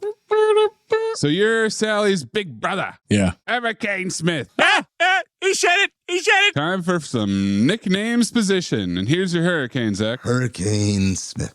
He saves his sister in a hurricane, and then he waltzes off with my drugs. And then people start calling him Hurricane. And the name stuck, even though I never much liked it. I'm sorry. That's why this movie is called Hurricane Smith? That's the exposition behind it. What's nickname's Hurricane Smith, like Action Jackson? We hear it 3 times in the movie. Action Jackson rhymes and Hurricane Smith doesn't. No. It should have been like Hurricane Dean. There's no hurricane. There's barely a Smith. What the fuck? I would have preferred a Cockney rhyming slang explanation. Septic. Septic Smith. Brings the pan, hurricane. Something like that. Yeah, anything other than that story would have sufficed. Sally Mae had some pretty wild stories about home. We never knew if she was telling the truth or not. She got pretty sick of it sometimes. She left Surfers to go back to the States around Christmas time. Wanted to go back to see her mom. Mom. She's a little late. Yeah. Sad? Sadter? Depression? Julie and Sally shared an apartment together. Yep. Champ, maybe stop talking for a while. No, she didn't work at the house, if that's what you're thinking. She just picked me up after my shifts. He says, what you do is none of my business. I ain't got nothing against whores. And I said, same note too, Carl. Oh my God, this picture. Look at this photograph. Every time I do, it makes me laugh. I said, I ain't got nothing against whores. Send pic. This should get some use in our chats. But you wouldn't want your sister to be one, right? Why would your dad? Now she's throwing the knife around recklessly. I said, who would want their sister to be a prostitute? To be honest with you, this is some very 21st century ma'am Twitter energy. They're called sex workers and we should have respect for what they do. And I'm like, look, man, I cannot treat them like shit and also acknowledge that's a terrible terrible turn in their life where they have to sell themselves. But also you won't. Either of them. Won't what? I won't pay? No. No, I bet. No. Trust me, you pay. Never. You pay. Never. I'm not saying money. A lot of money. I'm not just saying you pay. Oh, I pay one way or another. Yes. You say, oh, yeah, okay. Yes, in that case, you got me. In that case, I am destitute. Julie doesn't want to be patronized, goes to put lipstick on dramatically. Hurricane apologizes and says that icy knife thing really worked. He feels a whole lot better. Oh, he knows what he's doing. Which is why Zach wants to try it now. I do. You don't want to try that? You got to get your ass beat first. So we'll start with the ass beating. Way ahead of you. This dude is so ripped, by the way. Adonis. He's incredible. We call him Adonis Creed. That's his son.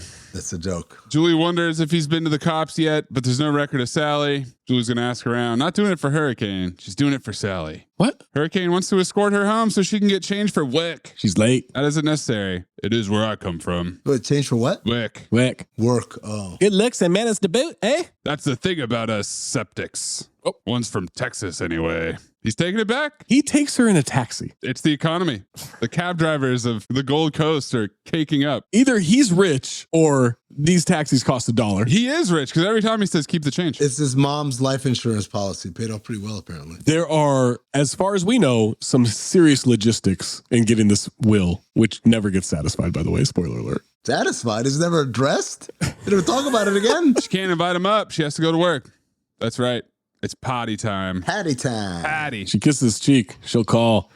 She goes into her apartment. Some rummaging is happening. Love a good rummage. It's Jurgen. He pops out of her bedroom full of misogyny. Lying double-crossing bitch. He's a misogyny-filled crime lord. Lying double-crossing bitch, you slut. I'll rip you apart. I said, Charlie has a way with words. He's running down a stairwell with a knife in his hand. You can put that knife away, buddy. Why are you running with the knife out? That is a disaster waiting to happen. You don't run with scissors. Isn't it like 15 stories? She's running. He's in a car now. She almost gets hit by a car. Why is she running down the middle of the street? The sidewalk is like your home court advantage, lady. In heels. She's trying to catch a bus? No, that's not a bus. That's a VW van right there. That's a SeaWorld van full of tourists. For SeaWorld? At night. What? Maze, I need you to clip it from White Man Can't Jump. Yes. Yeah, both of y'all. Yes, y'all go back to SeaWorld. 1700.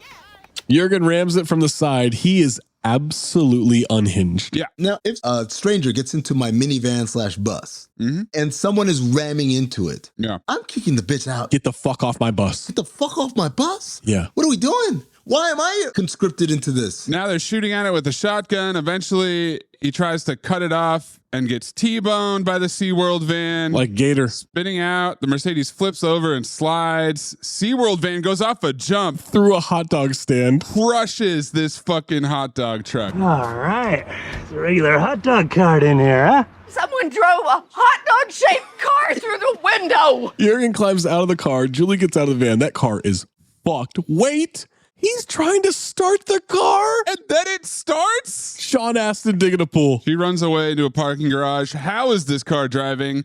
Then it hits the ceiling indicator on the way down. For more damage, power slides around a turn. She's hiding between parked cars. It goes down to an empty lower level. He turns the headlights off so she won't see him in there. Yeah, because this car is so inconspicuous. Yep, subtle.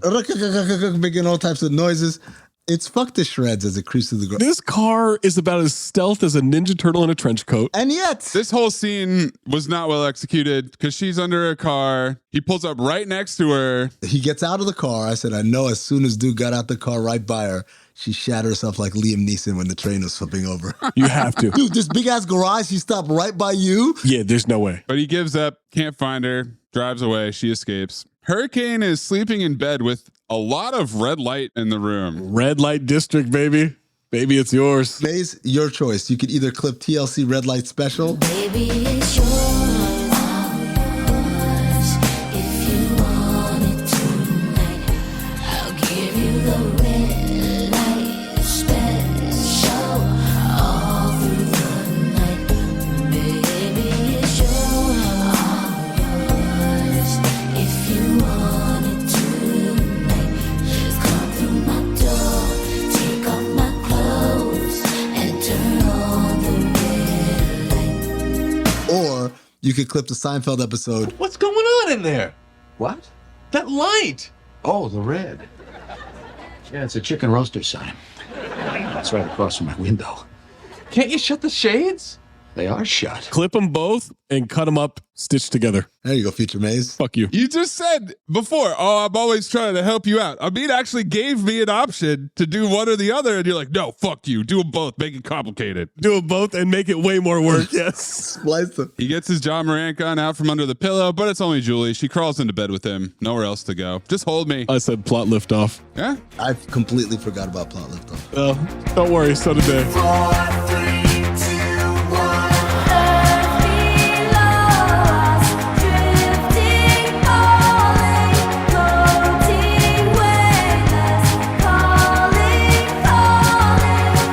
There's a Foster's poster. It's Australian for beer. They do not like Foster's over there, man. Is Foster's their Bud Light or what? Worse. Twinkly music box ass music as we see the balcony of the bar hotel. What's on your mind? This is more complex than it seems. She's worried about him. He turns her face towards him as they're posing in the windows frame or some shit. That's always a winning strategy, by the way. When you do the finger under the chin and turn, you can tell by how easy the head turns whether it's on and popping or whether maybe you need to take a step back, and she turns quite easily. Weirdly small, tiny little kisses at first. And this is when I was really locked in on his mustacheless lip. When he's turning her head, I said, don't kiss her, Carl. Don't kiss her, Carl. Don't kiss her, Carl. Don't kiss her. He kisses her. Maze, I need you to clip A Million Ways to Die in the West when Giovanni Ribisi is about to kiss Sarah Silverman. Oh, your breath is up. Ooh. I had to give a blowjob. Oh, it's okay. It's okay. They make out a little bit more and a little bit more. And next thing you know, he's turning out the light and we get Gratua Popos. Softest of softcore porn in this sex scene. Sax music. Carl is crushing that sweet Australian platypus. Now I understand why there was red lighting. They roll over, she gets on top, sits up and throws her hair back. Yep. Now we're post-coital, she wants to go with him tomorrow. He doesn't. I thought you said we were a team. I guess I did say that, didn't I? He's got the whole bedsheet wrapped around just his hog, and there's barely enough fabric to get that done. A lot of gratuitits. I said gratuitits engage. Gratua Popos. No. For today. It's a lot of missionary. Yeah, but it's a hot missionary, though. I don't know why I was expecting this. I got tricked into thinking Simon Says. Oh, there was no sex button. No, absolutely not. I thought there was going to be lights in the rafters and everything and all kinds of pulleys. And no, it's just missionary. Not a Griffo's bum-ass place, man. They got no amenities like that. She's an Australian prostitute. Griffo doesn't know that, as we'll find out in a future scene. Literally right now. Griffo's got his head in the sand like an ostrich. Of course he does. They start kissing again. Sax fires up once more. Are they going for round two? Oh, yeah. There's always a round two with Carl Weathers. You kidding me? Sunrise over the Gold Coast. Griffo's washing his boat. His dog is named Mung. Noodle? Mung. Who's excited to see Hurricane. Carl's wearing leather Blundstones, which were made in Australia. Pretty early sighting for that. Lucky you didn't take your leg off. That's an Australian cattle dog. First he tells the dog to come behind.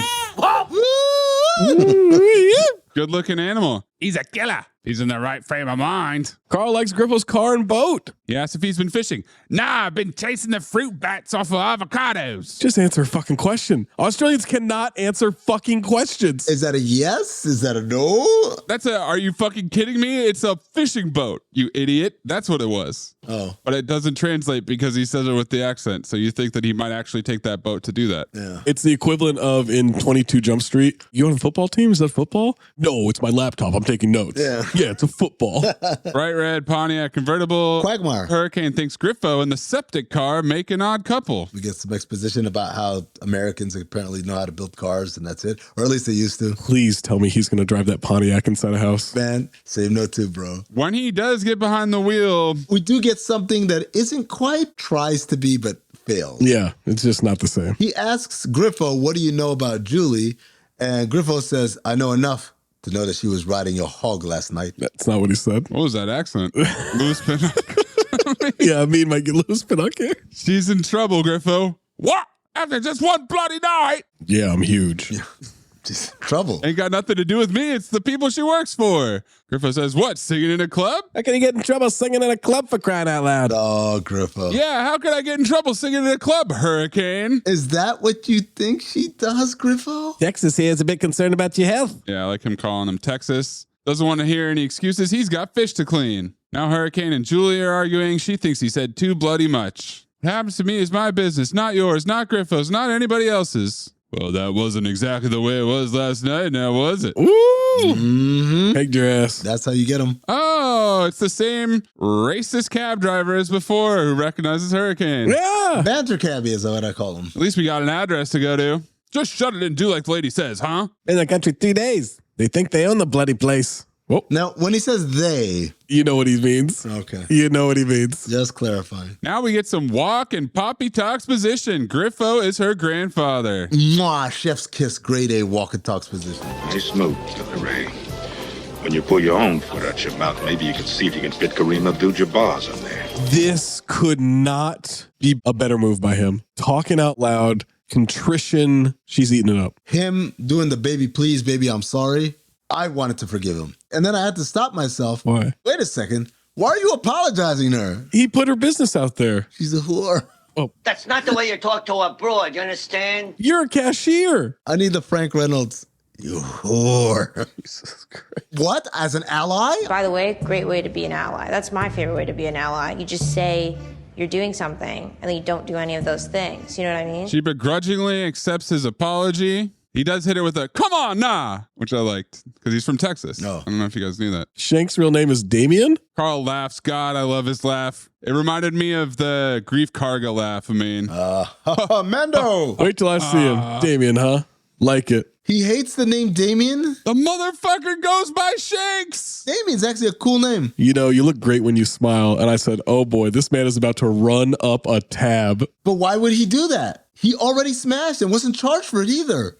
Unless, of course, this is just to get to the bottom of where his sister is. I knew Carl wouldn't do no simp shit like that. So that's what he's doing. He's just buttering her up to keep her on her good side. I don't think that's what happened. No? In the slightest. Keen analysis by Amin as always. Yeah. We met at a party. We were both smashed. I bet you were. Oh, different meaning. Oh. Instantly became friends. Always wanted a sister. Ended up with a dumb big brother. Oh. Hey, wait a minute now. I apologize to you. What is this, payback? Hey, she thinks you're the best thing since sliced bread. She's a smart lady, that's why. They go to her apartment, the door is ajar. They creep into the apartment very quietly, and then this bitch slams the door shut. I'm like, what are you doing? Moves right past him. She walks in and stares at the apartment. It's been tossed up. And I said, legit, my room looks way worse right now as I'm packing for Indiana. Jurgen writing slut twice. It's the second slut that really does it for me, man. You did it once. Great. Message delivered. Nope. Gotta write it again. Golden Dumpster. I laughed so hard. I cackled. It's so funny. What's going on with Charlie, man? Zoom in on the look on her face. Yeah, that's a good look. You know what that is? Why'd they put my job on the mirror? That's not again. Yeah, no.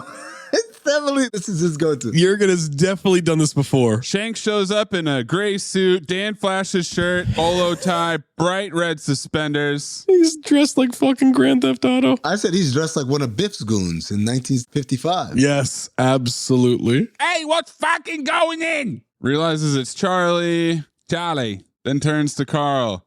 All right, you big dog, you can butt out now. This doesn't fucking concern you. Yeah. Sets him up for the Cobra formula. You want to make yourself useful? Yeah. Why don't you clean up this mess and start with your mouth, huh? Not good writing. Julie's going through a basket of tapes looking for a video of Sally. Shanks is sweating and loading a gun. Shanks is sweating like Ursher at the fucking Super Bowl. Pouring sweat. Then pops out and aims at Hurricane. All right, freeze, you tall streaker duck sitter. I'll blow you from here to kingdom fucking come. And don't put your hands in your gun either. What do you think this is, a block of flats? Somehow that's more racist than duck shit. I think he's saying like the projects. That's what I took, a block of flats to mean. Oh, okay. Because the streak of duck shit, that's got to be racist, right? Because he's just calling him black. That's super racist. Put your hands in the air, mate. Shanks, what are you doing? I'm protecting you, babe. This bastard's the cause of all our troubles. Put him up in the air. Number 7. Shanks, put the gun away. No way, sweetheart. This bastard's finally going to get what he deserves. Put them up in the air. That's number 8. Your safety zone. This bingo looks right at the side of the gun. Carl knocks his ass out onto the couch. He'll be okay. He means well.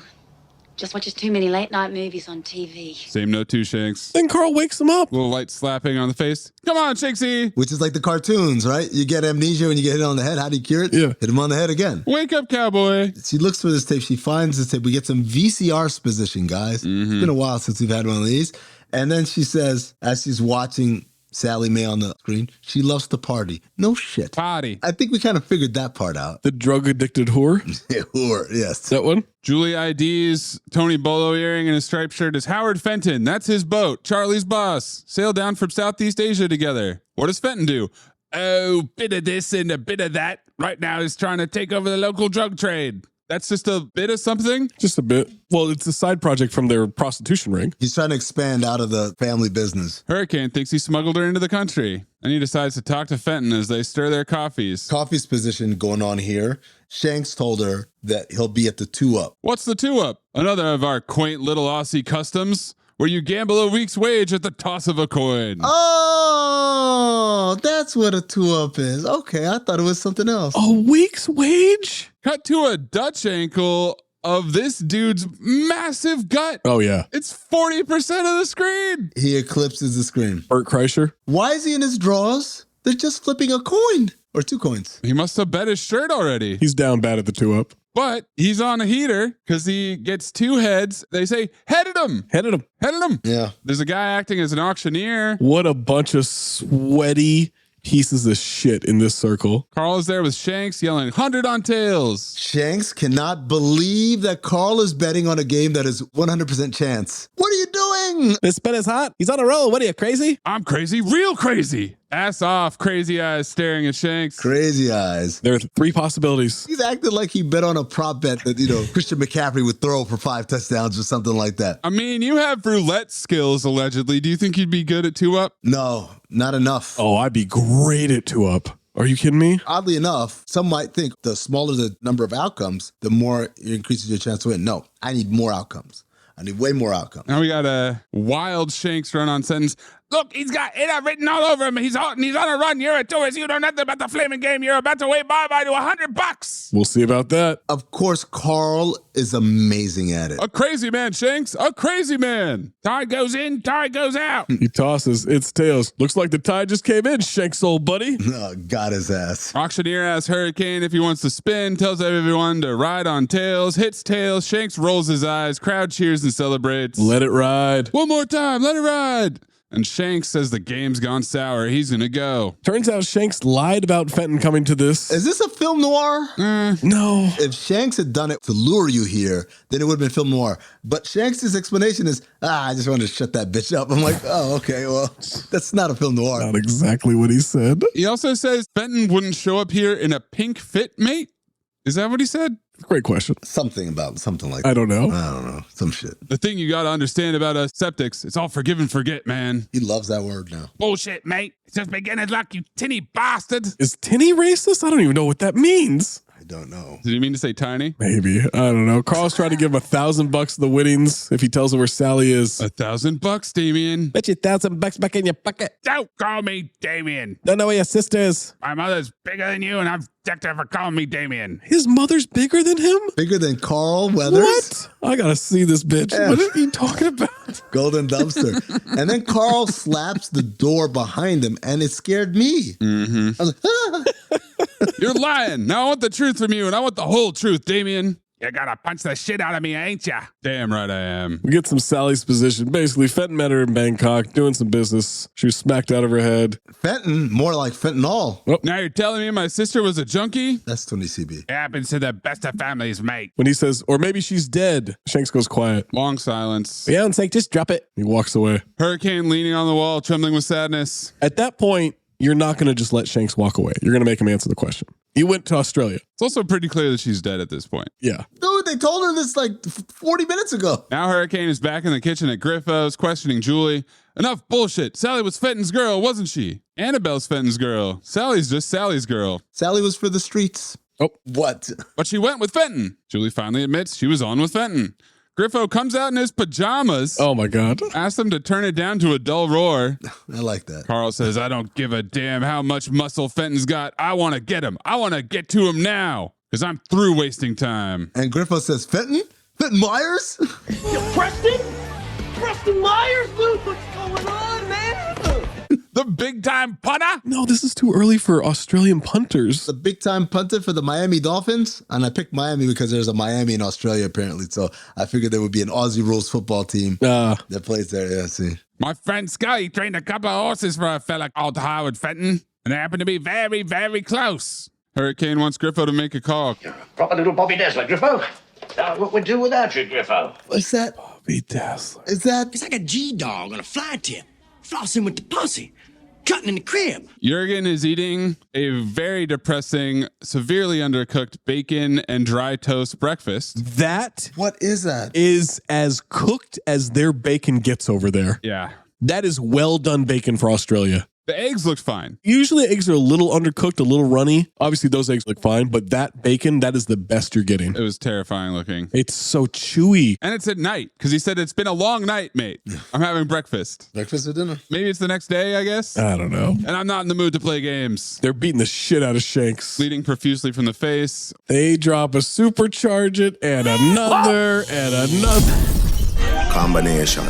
Yes. Yeah. Bingo. There's a lot that happened there. And then a henchman smashes Shanks' hand with the crystal glass. You're spoiling my big day, mate. I thought he hit him in the dick. No, it was his hand. Clearly his hand. Because then he's taping up his hand later.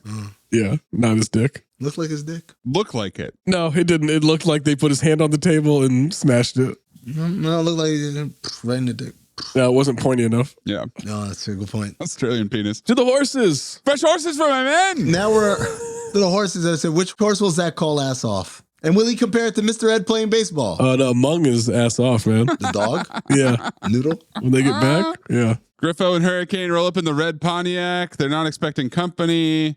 They send a burly dude named Arthur to check it out. Arthur, it's giving me Bane vibes. Yeah, big time. Big time Bane vibes. Griffo's wearing a sweet newsboy driving cap. Oh, boy. You remember when you called me a silly old fart? Yeah, I remember. Well, Ice Spice owns that word now, so you're going to have to call me something else. Well, what would you say if this silly old fart told you he was packing a heater?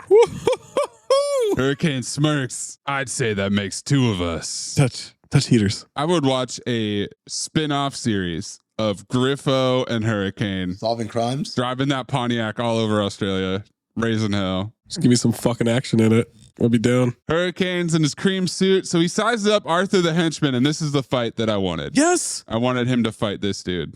Yes. Does it happen? Nope. No. Annabelle has some truly hideous flared shoulder pads on a red blazer. Oh, yeah. Designing women looking ass bitch. Oh, my God. Griffo introduces himself as Hurricane's business manager. Now we've got Nikola Jokic here. I understand we have a common interest in horses, among other things. Annabelle's dubious. You're in construction? Yes, ma'am. Construction is my prime concern, but horses? Now that's my passion. What do you think about this one? A little early to tell. But look at those roundies. Yeah. I don't think he's going to be good for anything more than a mile. Zero cheeks on this horse. He's not going to finish a mile. No. Same note too, bro. We are on meters here, actually, down under. We do things the European way. And then he brings up Sally Mae. Now he's cranking up the Texas drawl. Hopes Fenton can put him in touch. I'd just love to hook up with her while I'm here. What? What? He invites him to a yacht party. It's the implication. Celebrate a small killing in the market. Come on, guys. Get it? They murdered people. Get it? We'd just be honored, sir. 12 o'clock, my marina. Damn marina. It'd be like a surprise family reunion for you. Certainly will. Griffo says, put one foot on that boat and you did. Did. D-I-D. The way that Carl winds up for that handshake. Oh, yeah. Ass off, dude. Such a strong handshake. They get back to the house, and Mung has been murdered. Oh, they killed the dog. John Wick time. And they left Julie's hooker shoes just sitting out there. I said her shoes are just on the ground like she was hit by a delivery truck. It's a fruit basket. There's a dolly with the wheels spinning. Toots' saxophone is getting sad now. Griffo's pissed. Bloody bastards. Number 9. We had at least one more. 10. Carl is driving unhinged to the marina at 12 miles per hour. Well, now that he's driving, it's like he's going up the stairs. He's hitting those corners. It said Brad Russell's driving now. Oh, man. Hurricane hops up over the side, doesn't use the door, yells for Fenton. Arthur flips the dinghy named Live Forever around to go back and get him. Hurricane then sees them lifting an unconscious Julie up onto the boat. Yeah. Griffo's lagging. Shanks shows up in a cab. $20. What are you, a Nazi? What? Because he doesn't want to pay the cab fare. And he doesn't. No, he just leaves. I like that in the middle of great emergency and urgency. He's like, hold on, let me negotiate with this cabin. Hold on, I got a one-liner for this shit. Yeah. Literally to the death of him. Yes. He will do shtick the whole way through. Yes. Griffo mentions the boat. The boat! Dad, put a bomb on the boat! They scream to Billy, there's a bomb on the boat. Fenton's goons grab a gun. Carl goes diving off it as it explodes. Oh my God, the dummies on this boat. That ain't no dummy. No. That ain't no dummy. Look at that picture. The stuntman isn't a dummy diving off. I think that's Carl. I think that's Carl too. Look at the dummies driving. Look at Arthur. You don't think those are real people, Maze? Because they got Arthur turning with the gun, and then they cut to the explosion, and it's a wig on a mannequin facing forward. Maze, you don't Mannequin. He's a cinephobe. Mannequin 2 on the move. Great boat explosion, though. You know what the mannequins look like? I Am Legend. Oh. All of his friends. It looks like the driver at Dukes of Hazzard. Remember the stunt driver? That was- Oh, yeah. Good call. Yeah. He dives out of the boat. Annabelle and Jurgen are hugging. They're so pleased with themselves. Yeah. They're hugging like players at the World Cup watching a teammate kick penalties. Yes. Arms around the shoulders, zero tension. Nice sweet Annie. 3 for the price of 1. And they'll think it's the Gillespie mob that we've never seen. Who will think it's the Gillespie mob? Everyone. Carl's alive. Shanks and Griffo are drinking. My question was, when Hurricane pulls himself up a ladder out of the water, is it nighttime? Yeah, it's nighttime. Oh, it's dark as fuck. Yeah. Was he floating around the marina for hours? Well, he didn't know where he was going. Like, he was just trying to find a way out. Okay. It hurts. Of course it hurts, sir, if you're bloody well right. You told him where she was. I told you about that. There was nothing I could do. Oh, you weak as piss. Speak for yourself, Griffo. Maybe you have a growing problem. Try Flomax. The blokes who worked on the Burma Railroad would leave you lot for dead. Bloody lot of pansies and earrings. Shanks snitched, so that's why he's getting 20C beat to death. He's getting back in my day. Yeah. Griffo's taping him up. They're going to get his granddaughter back. Griffo, they'll kill us. Then we'll die with our boots on like decent men should, like Billy did. Carl walks in. I ain't dead yet, Griffo. Woo! Holy bloody hell! Stood at attention for that one. He's still soaking wet. Oh, me too. Now Jurgen is chilling in his compound. We got snipers in the tower. Not snipers. Annabelle is naked, draped all over him. Not snipers. No. Respectfully, if you can't hit the broadside of a barn, then you're not a sniper. You're just a guy with a gun. Well, I thought they were snipers until I saw that they were working with like a P90 and some other machine gun. Jurgen's girl wants to know what they'll do about Julie. That's Annabelle. She's got a name, sir. Annabelle. What the fuck? God damn, man. Have some respect. They're going to feed Julie to the sharks. She knows too much. Like Sally. Dowd is getting dowd.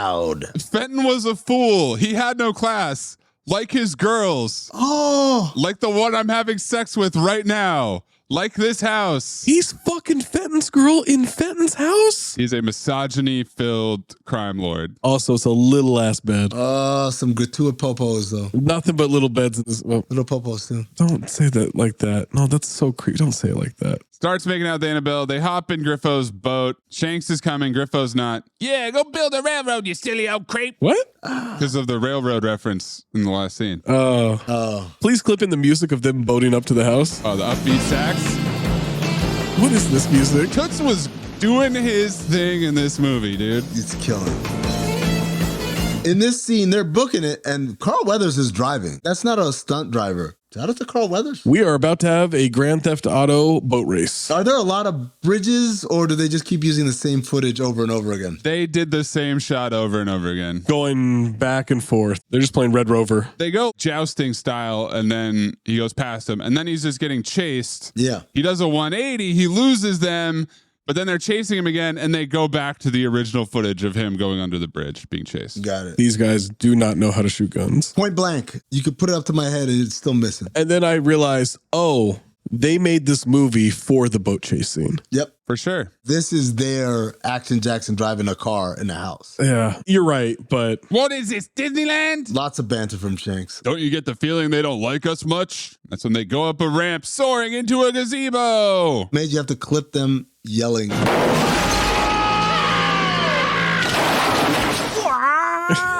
Shanks is high and Carl is low.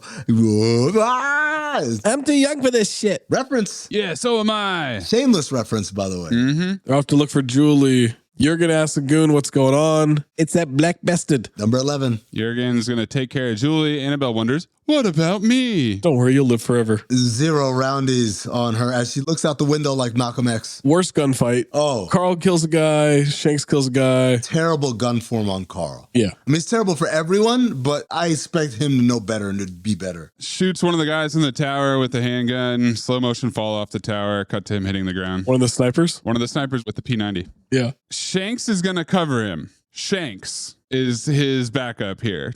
Shanks who fell for the oldest trick on the book. Like, your shoes untied. Is it? Shanks who fires blindly around a corner once kills a guy. And now he's out of ammo. Yep. So Carl has to save him and shoot the other guy. Yo, Damien! Tosses him a gun, goes inside the house, dives across the stairs, shoots the henchman into a glass case, going up the stairs, but on foot this time. Jurgen's fucked up car is parked at the house, and it made me laugh so hard. And he's like, well, we got to save this car. He brought it home. He drove it home. Because it still drives, you know? Yeah. Cops are showing up, doing a power slide in their terrible piece of shit car. Yeah. Henchmen firing at will at the cops. We've got a van full of camo military guys getting out. Is this the army? Is this the SWAT team? I don't know how it works in Australia. Some shit, I don't know. And that's when we find Annabelle on the bed. Shot in the back. Yeah, and I said, make sure my kid isn't here. I said, leave all this in. The pussy must have been trash. Or maybe it was great. He murdered the pussy. I think we're good. We're clear. Somehow worse the way you delivered that. Must have been trash or it was great. Good analysis. Real decisive. Because he well, I mean, like the fact that he just like he'd rather just kill her. I was like, well, that means like it must have been trash. But then I was like, wait a sec, or maybe it was great because he murdered it. Why did you touch tips there? Why did you do that when you were talking? You touched tips. Did I? Maybe it was trash. Yeah, you did this. You touched tips. Or it was great. Touch heaters. That makes 2 of us. Shanks does a sliding duck, firing wildly, kills a guy. You dirty rat. Is that a reference? Oh. You dirty rat. You killed my brother. You dirty rat. No? Okay. Careful. Hurricane loading his revolver, kicks open a door, finds handcuffs. Oh my God. His hands are so sweaty. How is he able to hold on to the bullets with them sweaty hands? Tells Shanksy to cover the door. He'll find Julie. Jurgen shoots Shanks in the back. Man down. Carl's chasing. Ducking gunfight with another guy.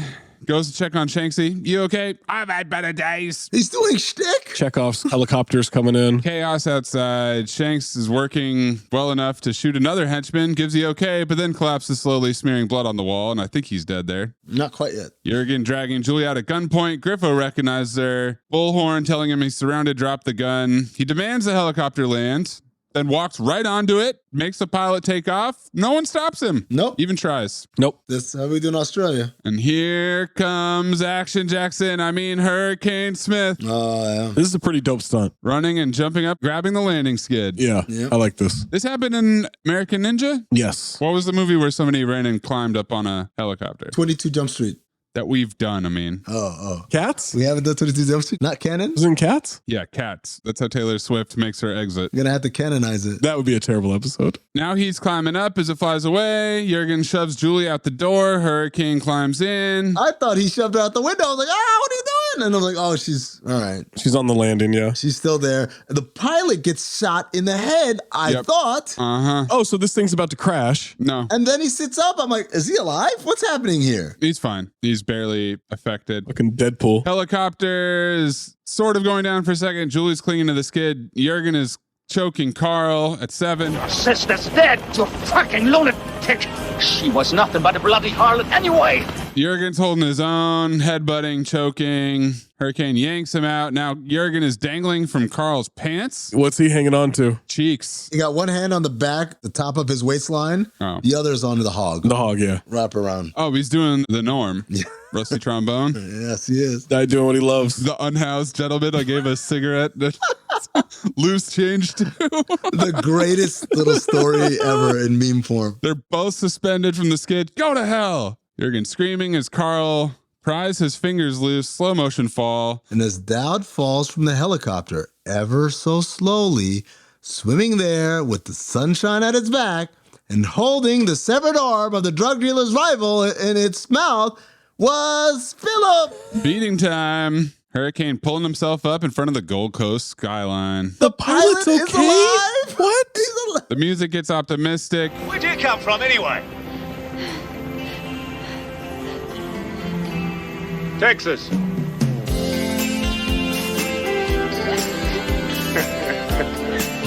The fucking laugh and optimistic music, man. Toots Thielman jumps in, and then the helicopter nosedives. I don't know if you guys noticed that. It's going down the land. No, that was a nosedive. Cut to the airport. They brought a puppy to the airport. Pre 9/11. They unveiled the puppy. Hurricane brought it to give to Griffo at the airport. Yep. Griffo's pretty good with names. He named the last one Mung, so I'm going to have to disagree on that. And then names this one Shanks. Mung sounds, it sounds like a bingo word. I'm just going to say that. We could maybe introduce a new award here. The Memorial Gertie Award, in which I didn't know Shanks was dead until he named the dog Shanks, just like I didn't know Gertie was dead until they were in the hospital. Yeah. I like that. That's cool. Julie's going to America. Wait, he's bringing his hook back to America? Oh. This isn't... She's got a heart of Gold Coast, I mean.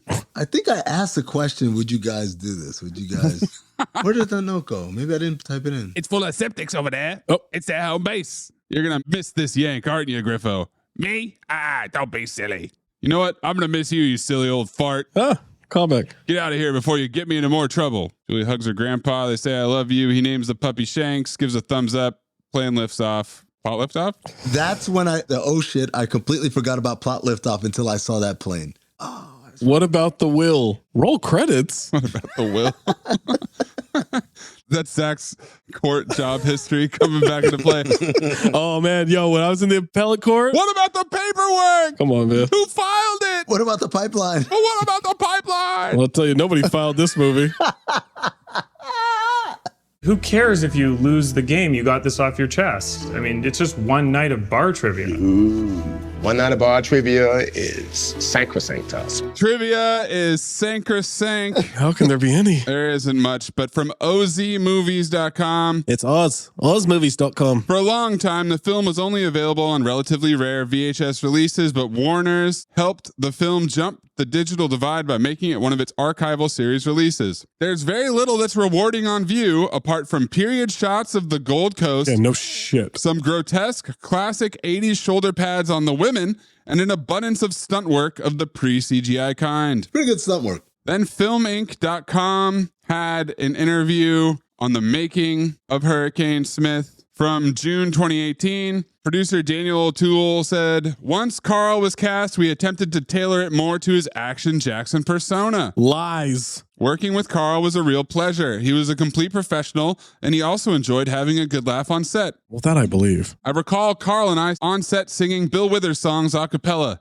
Carl and I were both huge fans of Bill Withers and had discussed the possibility of a biopic about this very talented musician. A lovely day. Director Colin Budd says, the script was clearly written for a white lead, and my producers were adamant that there was no need for a pass to address Carl's involvement. If it was written for a white lead, that means once they cast Carl, the adjustments for his Action Jackson character that they did was mounds of racism. The N-word.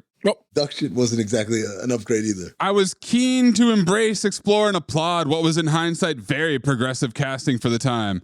Carl and Cassandra, black and white if you like, would be among the first racially mixed on-screen lovers in a commercial film. I presented my revised draft only to see it placed swiftly in a bottom drawer and to be told that we were too far down the track for any changes. My protests about backstory, journey, depth, and breadth fell on deaf ears. It was just the first of our many speed humps. A little bitter. Speed what? Speed humps. Carl was an absolute gentleman. There was no waiting and no tantrums. He made positive suggestions, and he was also a pretty good cook, as we came to discover when he hosted a dinner party at his apartment.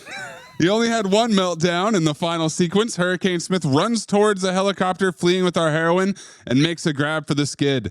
The steel skid was suspended from a crane, and Carl enthusiastically hurled himself upward, driving his front teeth into the unforgiving skid. Oh, no. Landing with one front tooth neatly snapped in half, he was immediately organizing flights back to a specialist in Los Angeles. We had freeways, electricity, and spoke approximately the same language. That's debatable. But clearly we didn't have advanced dental care. After long discussions, I convinced Carl to visit my dentist in Southport. About 2 hours later, and with that perfect smile restored, he declared my dentist a genius. Roll camera. Wow. In order for him to break his tooth on the skid, that means he was supposed to jump yay high. He jumped too high. He jumped too high. And then co-star Tony Bonner said, I don't think that Carl had any illusions about his acting ability. He knew that he was a good-looking man who could deliver a line and that his comedy timing was always quite good. Carl was a realist about his own abilities, and that endeared him to everyone. He wasn't above us, and he didn't place himself at a station where he came in as the great god from America to work with these little people in Australia. That was never part of Carl's reasoning. He knew that we had a very healthy, professional, and creatively artistic industry here, so he came fully expecting to work with professionals. During rare moments of downtime, we talk about life in general and about my times in LA and who I knew there. It was always more than pleasant and convivial and rewarding. Tony Bonner, I'm calling bullshit, my man. You're pumping yourself up. You're pumping Australia up. There's a lot of lies here. Oh, Carl wasn't that great of an actor. Like, what are you talking about, dude? He just handsome and knows how to deliver a line? No. He's acting his ass off this whole fucking movie without even saying words. Without a script? Yeah. Or a plot? Or actors to work with? Or anyone who could hold a scene other than Shanks. The dog? Bonner said about Cassandra's husband, who just happened to be the late American country music superstar John Denver. Oh. Mr. Sunshine on my goddamn shoulders, John Denver. Really? Can you believe it? Wow. Replaced by John fucking Denver. Yeah, that's right. I forgot about that. He made several visits to the set as Cassandra tried to forge a career beyond being just Mrs. John Denver. And she did. John, Cassandra, and I were in my apartment one night when he asked if he could take a look at some rushes. Randomly, up comes the steamy love scene between a seemingly naked Cassandra and Carl. No amount of dialogue about being surrounded by crew and scaffolding would soothe the angry superstar as they left to continue their discussion in private. Whoa. Although he'd read the script, John obviously couldn't visualize his topless Cassandra up on the big screen straddling a male, especially Carl. Many months later, I received an invite from my family and I to enjoy one of Jean's chalets in Aspen for a holiday, so I can only assume that any differences were settled and that I was no longer seen as an agent of pornography. I'd like you all to do an experiment on a plant, something that may benefit mankind. And if you devise something that's groundbreaking, I guarantee you a A in this course. Oh, well, hold on, man. You following me? You can't do that, Lionel. Look, man, if you don't want me to have a foreman job, I understand, but I need my fucking job, man. Louis Pinnock Accent Award. It's Carl Weathers saying howdy. It's his Texas accent. Howdy. Yeah, for sure. Yep. Let's show them who the horsemen are, guys. Yeah, we got soul.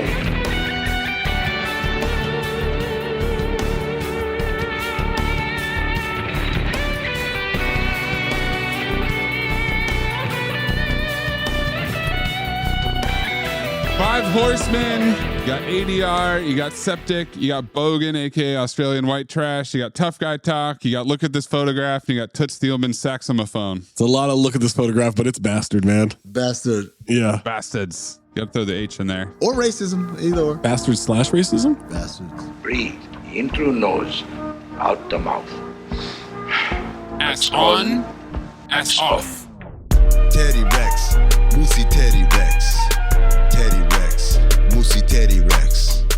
Ass on, fuck it, ass off. Ass on, fuck it, ass off. Michael Bean Memorial Ass On Award.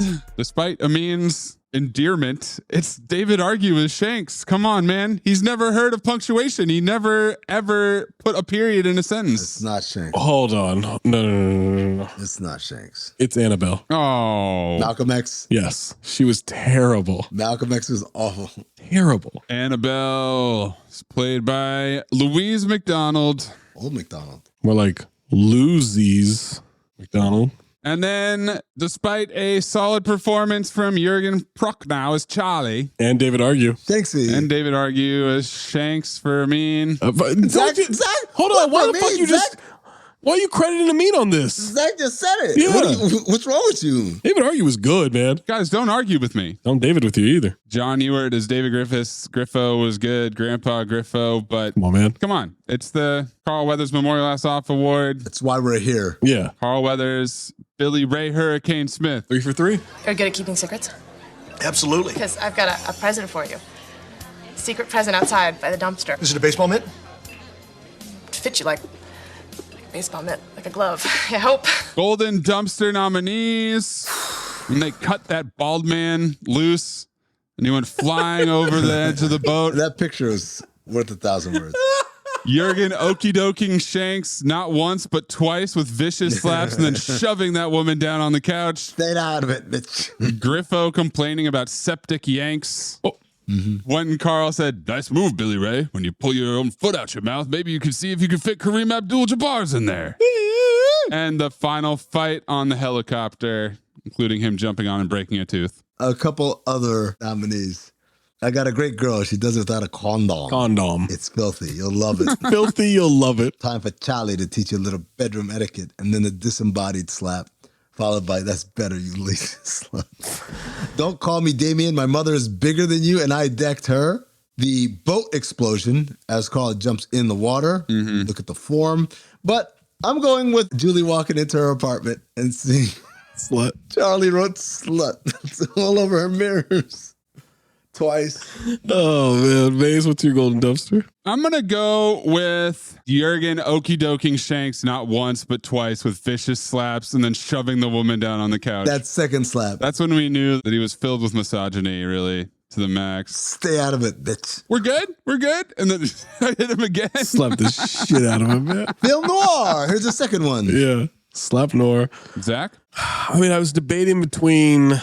Master debating between Carl with the crazy eyes going, "I'm crazy. I'm real crazy, man." I forgot about that. At the 2-Up. Oh, that's good. Yeah. Also, I was so sure because I didn't have this originally, the boat explosion, but the dummies. I didn't notice the dummies the first time. I gotta be honest, like not at all. Not until you said that photo. I caught it at the explosion. I didn't think to look before the fireball. I didn't either. Holy fuck, that is primetime golden dumpster stuff. But still, even with that revelation, I almost went with that. I almost switched to it, but I gotta stay true to myself. It's that shot of him saying, "I got no problem with whores," as he's on the bed shirtless. I love that look from him. It's a great line. We're going to use it a lot. We're going to send it to each other a lot. That's my golden dumpster. Well, Maze, you picked it, motherfucker. Motherfucker. I like that. Vote or file. Man, Australian cinema, our first foray down under into the very confusing dialect and lingo of the Australians on the Gold Coast. Carl Weathers strolling into town like a fish out of water, soaking up all the racism of the region. The ADR right off the rip was very distracting and set the tone for how poorly made this movie would be. Then you get to cap it off with the dummies and the boat explosion and things like that. But Carl Weathers is charming as hell. I loved Griffo. I thought he was great. I liked Jurgen Prochnow. He was a good bad guy. I thought Shanks was terrible. I thought David Argue was bad, but he was very entertaining. And it's going to be a file for me. Wow. Are you fucking kidding me? I mean, wait, is he having a laugh? You know what? You having a laugh? You know what he's doing. No, I don't know what he's doing. Okay. What are you doing? You give yours, I'll give mine, and then I'll tell you what he's doing. What? So you filed it last week. You said, put me down for a file. That's before in the spreadsheet right now. That's before. And I actually have it in here. That's before because you said put it down. That's before I watched it. Oh, okay. That's before I watched Got it. Okay. So you're not filled with integrity. You're going to take it back. No, he is filled with integrity. The fact that he can, that I can, like he's not sticking to his guns for once. Yeah, normally he digs in and this is integrity. Like I thought, hey, there's no way a Carl Weathers movie could ever be bad. And then I watched it and like, I stand corrected. That's integrity. As opposed to just like continuing on with a lie. Got it. Zach? Australia, Skippy aside, cannot make shit for entertainment. Okay. Like they just can't. I love you, Australia. I love going there. I love the people there. You don't know how to make any kind of entertainment. It's stunning. What's Maze doing? I'm sorry. I know I'm jumping the gun. I still can't get over Maze. It's a phobe. Okay. Not even Carl Weathers could make this no shit a salvageable movie. He tried. So you guys both hate Carl Weathers and are disrespecting his memory. I get it. Gave him easily ass off. Gave him easily. Like he is the best part. He's really the only good part of this movie other than a few scenes with Shanks. But no, like that's how bad this movie is. It's not even Carl Weathers can truly save it into being something I would watch again. This just like, again, I said this earlier, it's Money Plane. You cast a wrestler and then put him in a cockpit for an hour and a half. Refresh my memory, Zach. What did you say about Money Plane? What was your ruling on Money Plane? That's a better movie than this is. What is he doing? You know why? What are you doing? You know why? Because it actually had entertaining parts. This movie, you do not have Carl Weathers doing any fucking action. He does some fucking. He did. I would have taken more of that. Yeah. Give me just an hour and a half of him fucking hookers. Well, you would have pissed off John Denver. Well, I mean, you kept smashing. John, sunshine on my fucking shoulders, Denver. It's full of shit. What are you going to light my country music award on fire? No, man, it's just not good. And you completely mishandled Carl Weathers. Like, it's like putting Steph Curry on your team and saying, okay, just go set screens. Don't shoot the ball. Like, I just don't get why they did this. Nope. Wow. It's like Zach just bailed. It's tough. All right, he's gone, so we can stick aside. Are you serious? You really enjoyed this movie? I enjoyed Carl Weathers' performance. I'm paying tribute to Carl Weathers. I'm not going to give Carl Weathers a phobe. He's 3 for 3. That's it. That's all this is. I enjoyed Griffo in a serious way. Don't tell me about little things in the movie. And David Argue was one of the most memorable. I think he was a terrible actor, but he was memorable, and he dropped all kinds of slang and references that I've never heard before in an offensive way. So this is the Harvey Dent act, basically, that you're doing here. I'm not going to phobe a Carl Weathers movie unless it's horrendous and he's terrible in it. This was, but he'll never be terrible. Then there you go. I still found it comical, the whole process, the idea that they dragged him down to Australia for this. So this is the Harvey Dent act. Basically, like, we need to preserve the legacy of Harvey Dent, so we will live this lie because it makes for a better world than telling the truth. The sad truth is that he was in a bad movie. Nobody lied here except you last week saying that you filed it sight unseen and then changing your mind this week. And I'm sorry it didn't have a chimpanzee in it so Zach could file it. But yeah, it's a file, and you guys both are disrespecting Carl Weathers by phobing this. Does this mean Zach's not coming back? Oh, he's back. I did the whole spiel.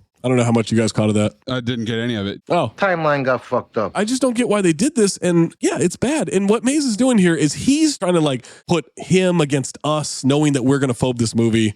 Sorry, not buying it. I like kids. Axe me. Make sure you're sending your phobe file, ass on, ass off, 5 Horsemen, Golden Dumpster, Plot Liftoff, Lewis Pinnock Award, Gertie Memorial Award, at Talk Hoops, at Darth Amin, at Corn Puzzle, at Count the Dings, at Cinephobe Pod. Next time we make love, you introduce me to Jade.